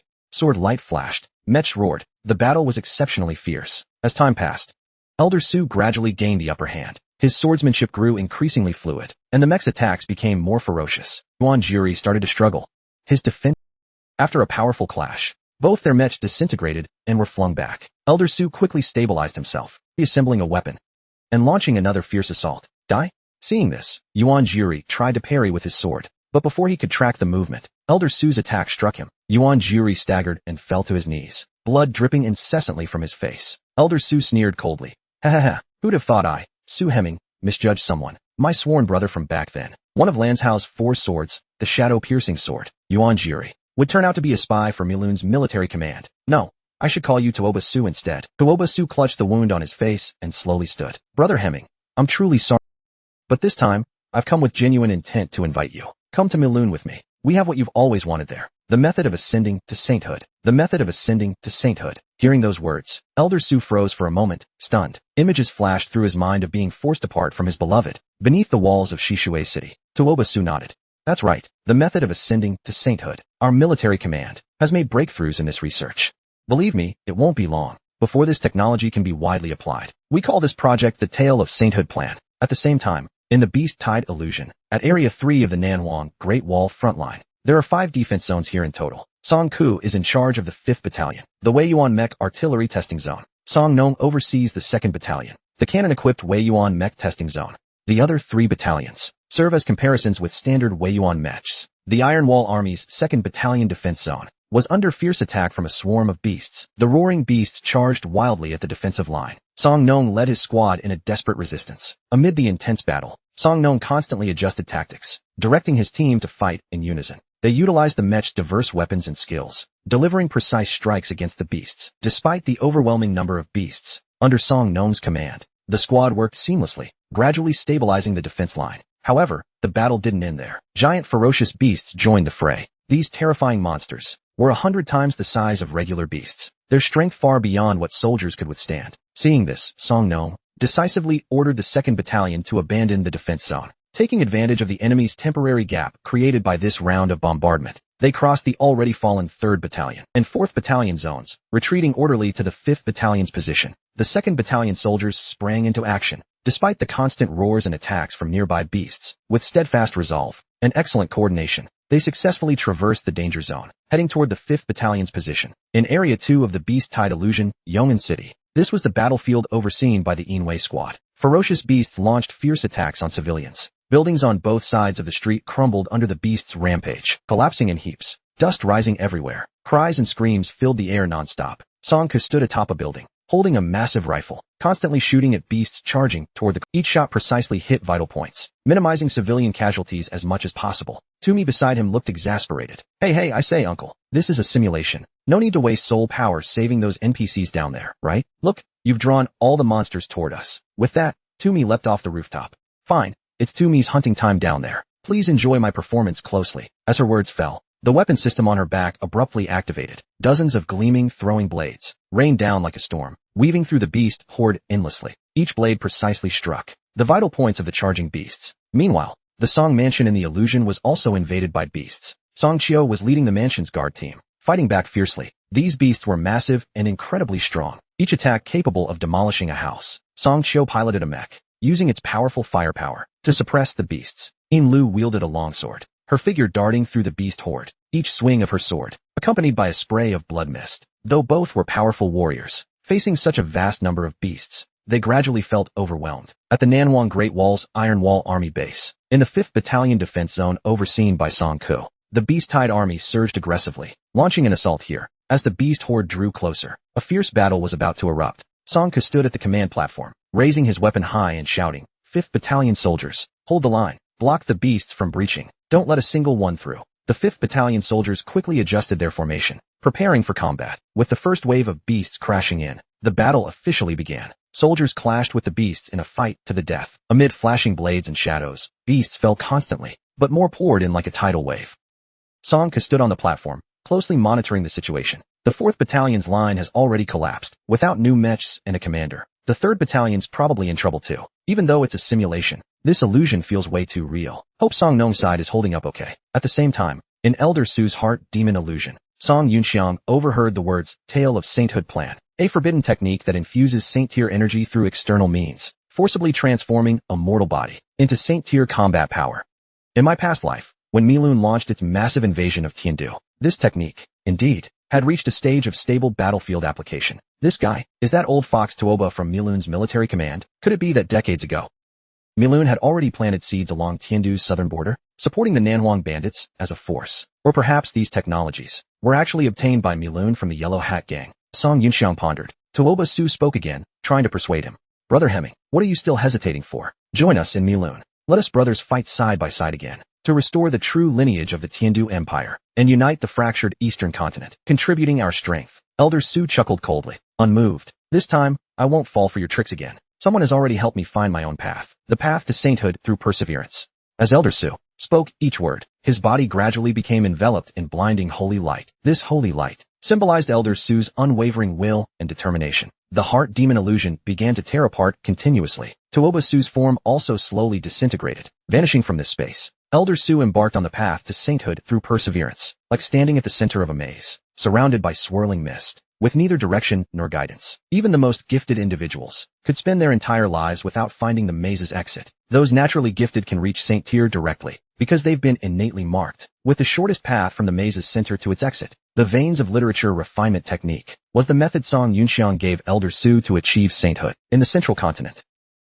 It's one of the more common techniques, though it can't mark the exact route like the gifted, as if using a cheat code. It at least illuminates the direction of the maze's exit for the practitioner. The rest depends on the practitioner themselves, to pierce through the vision-obscuring mist and find the direct path from the maze's center to the exit. Not only did Elder Su succeed in breaking through on his first try, but his speed was far faster than Song Yunxiang had anticipated. Perhaps it's because his years of relentless pursuit finally bore fruit in this moment, accumulating steadily until it erupted spectacularly. But what puzzled Song Yunxiang was, that heart demon just now seemed a bit too weak, didn't it? It hardly felt like much of a challenge. Just as he thought this, a sudden realization hit him. Abruptly, with a flash, the scene around Elder Su shifted again. A towering city wall appeared before him. Huang Miaoying controlled her astral soul general, Wen Zhong, hovering in midair, her hand restraining a blonde girl. So that earlier one was just a warm-up. This is Elder Su's true heart demon. Is this the old friend Elder Su has been longing for day and night? This old man's got some interesting tastes. Song Yunxiang watched from the sidelines,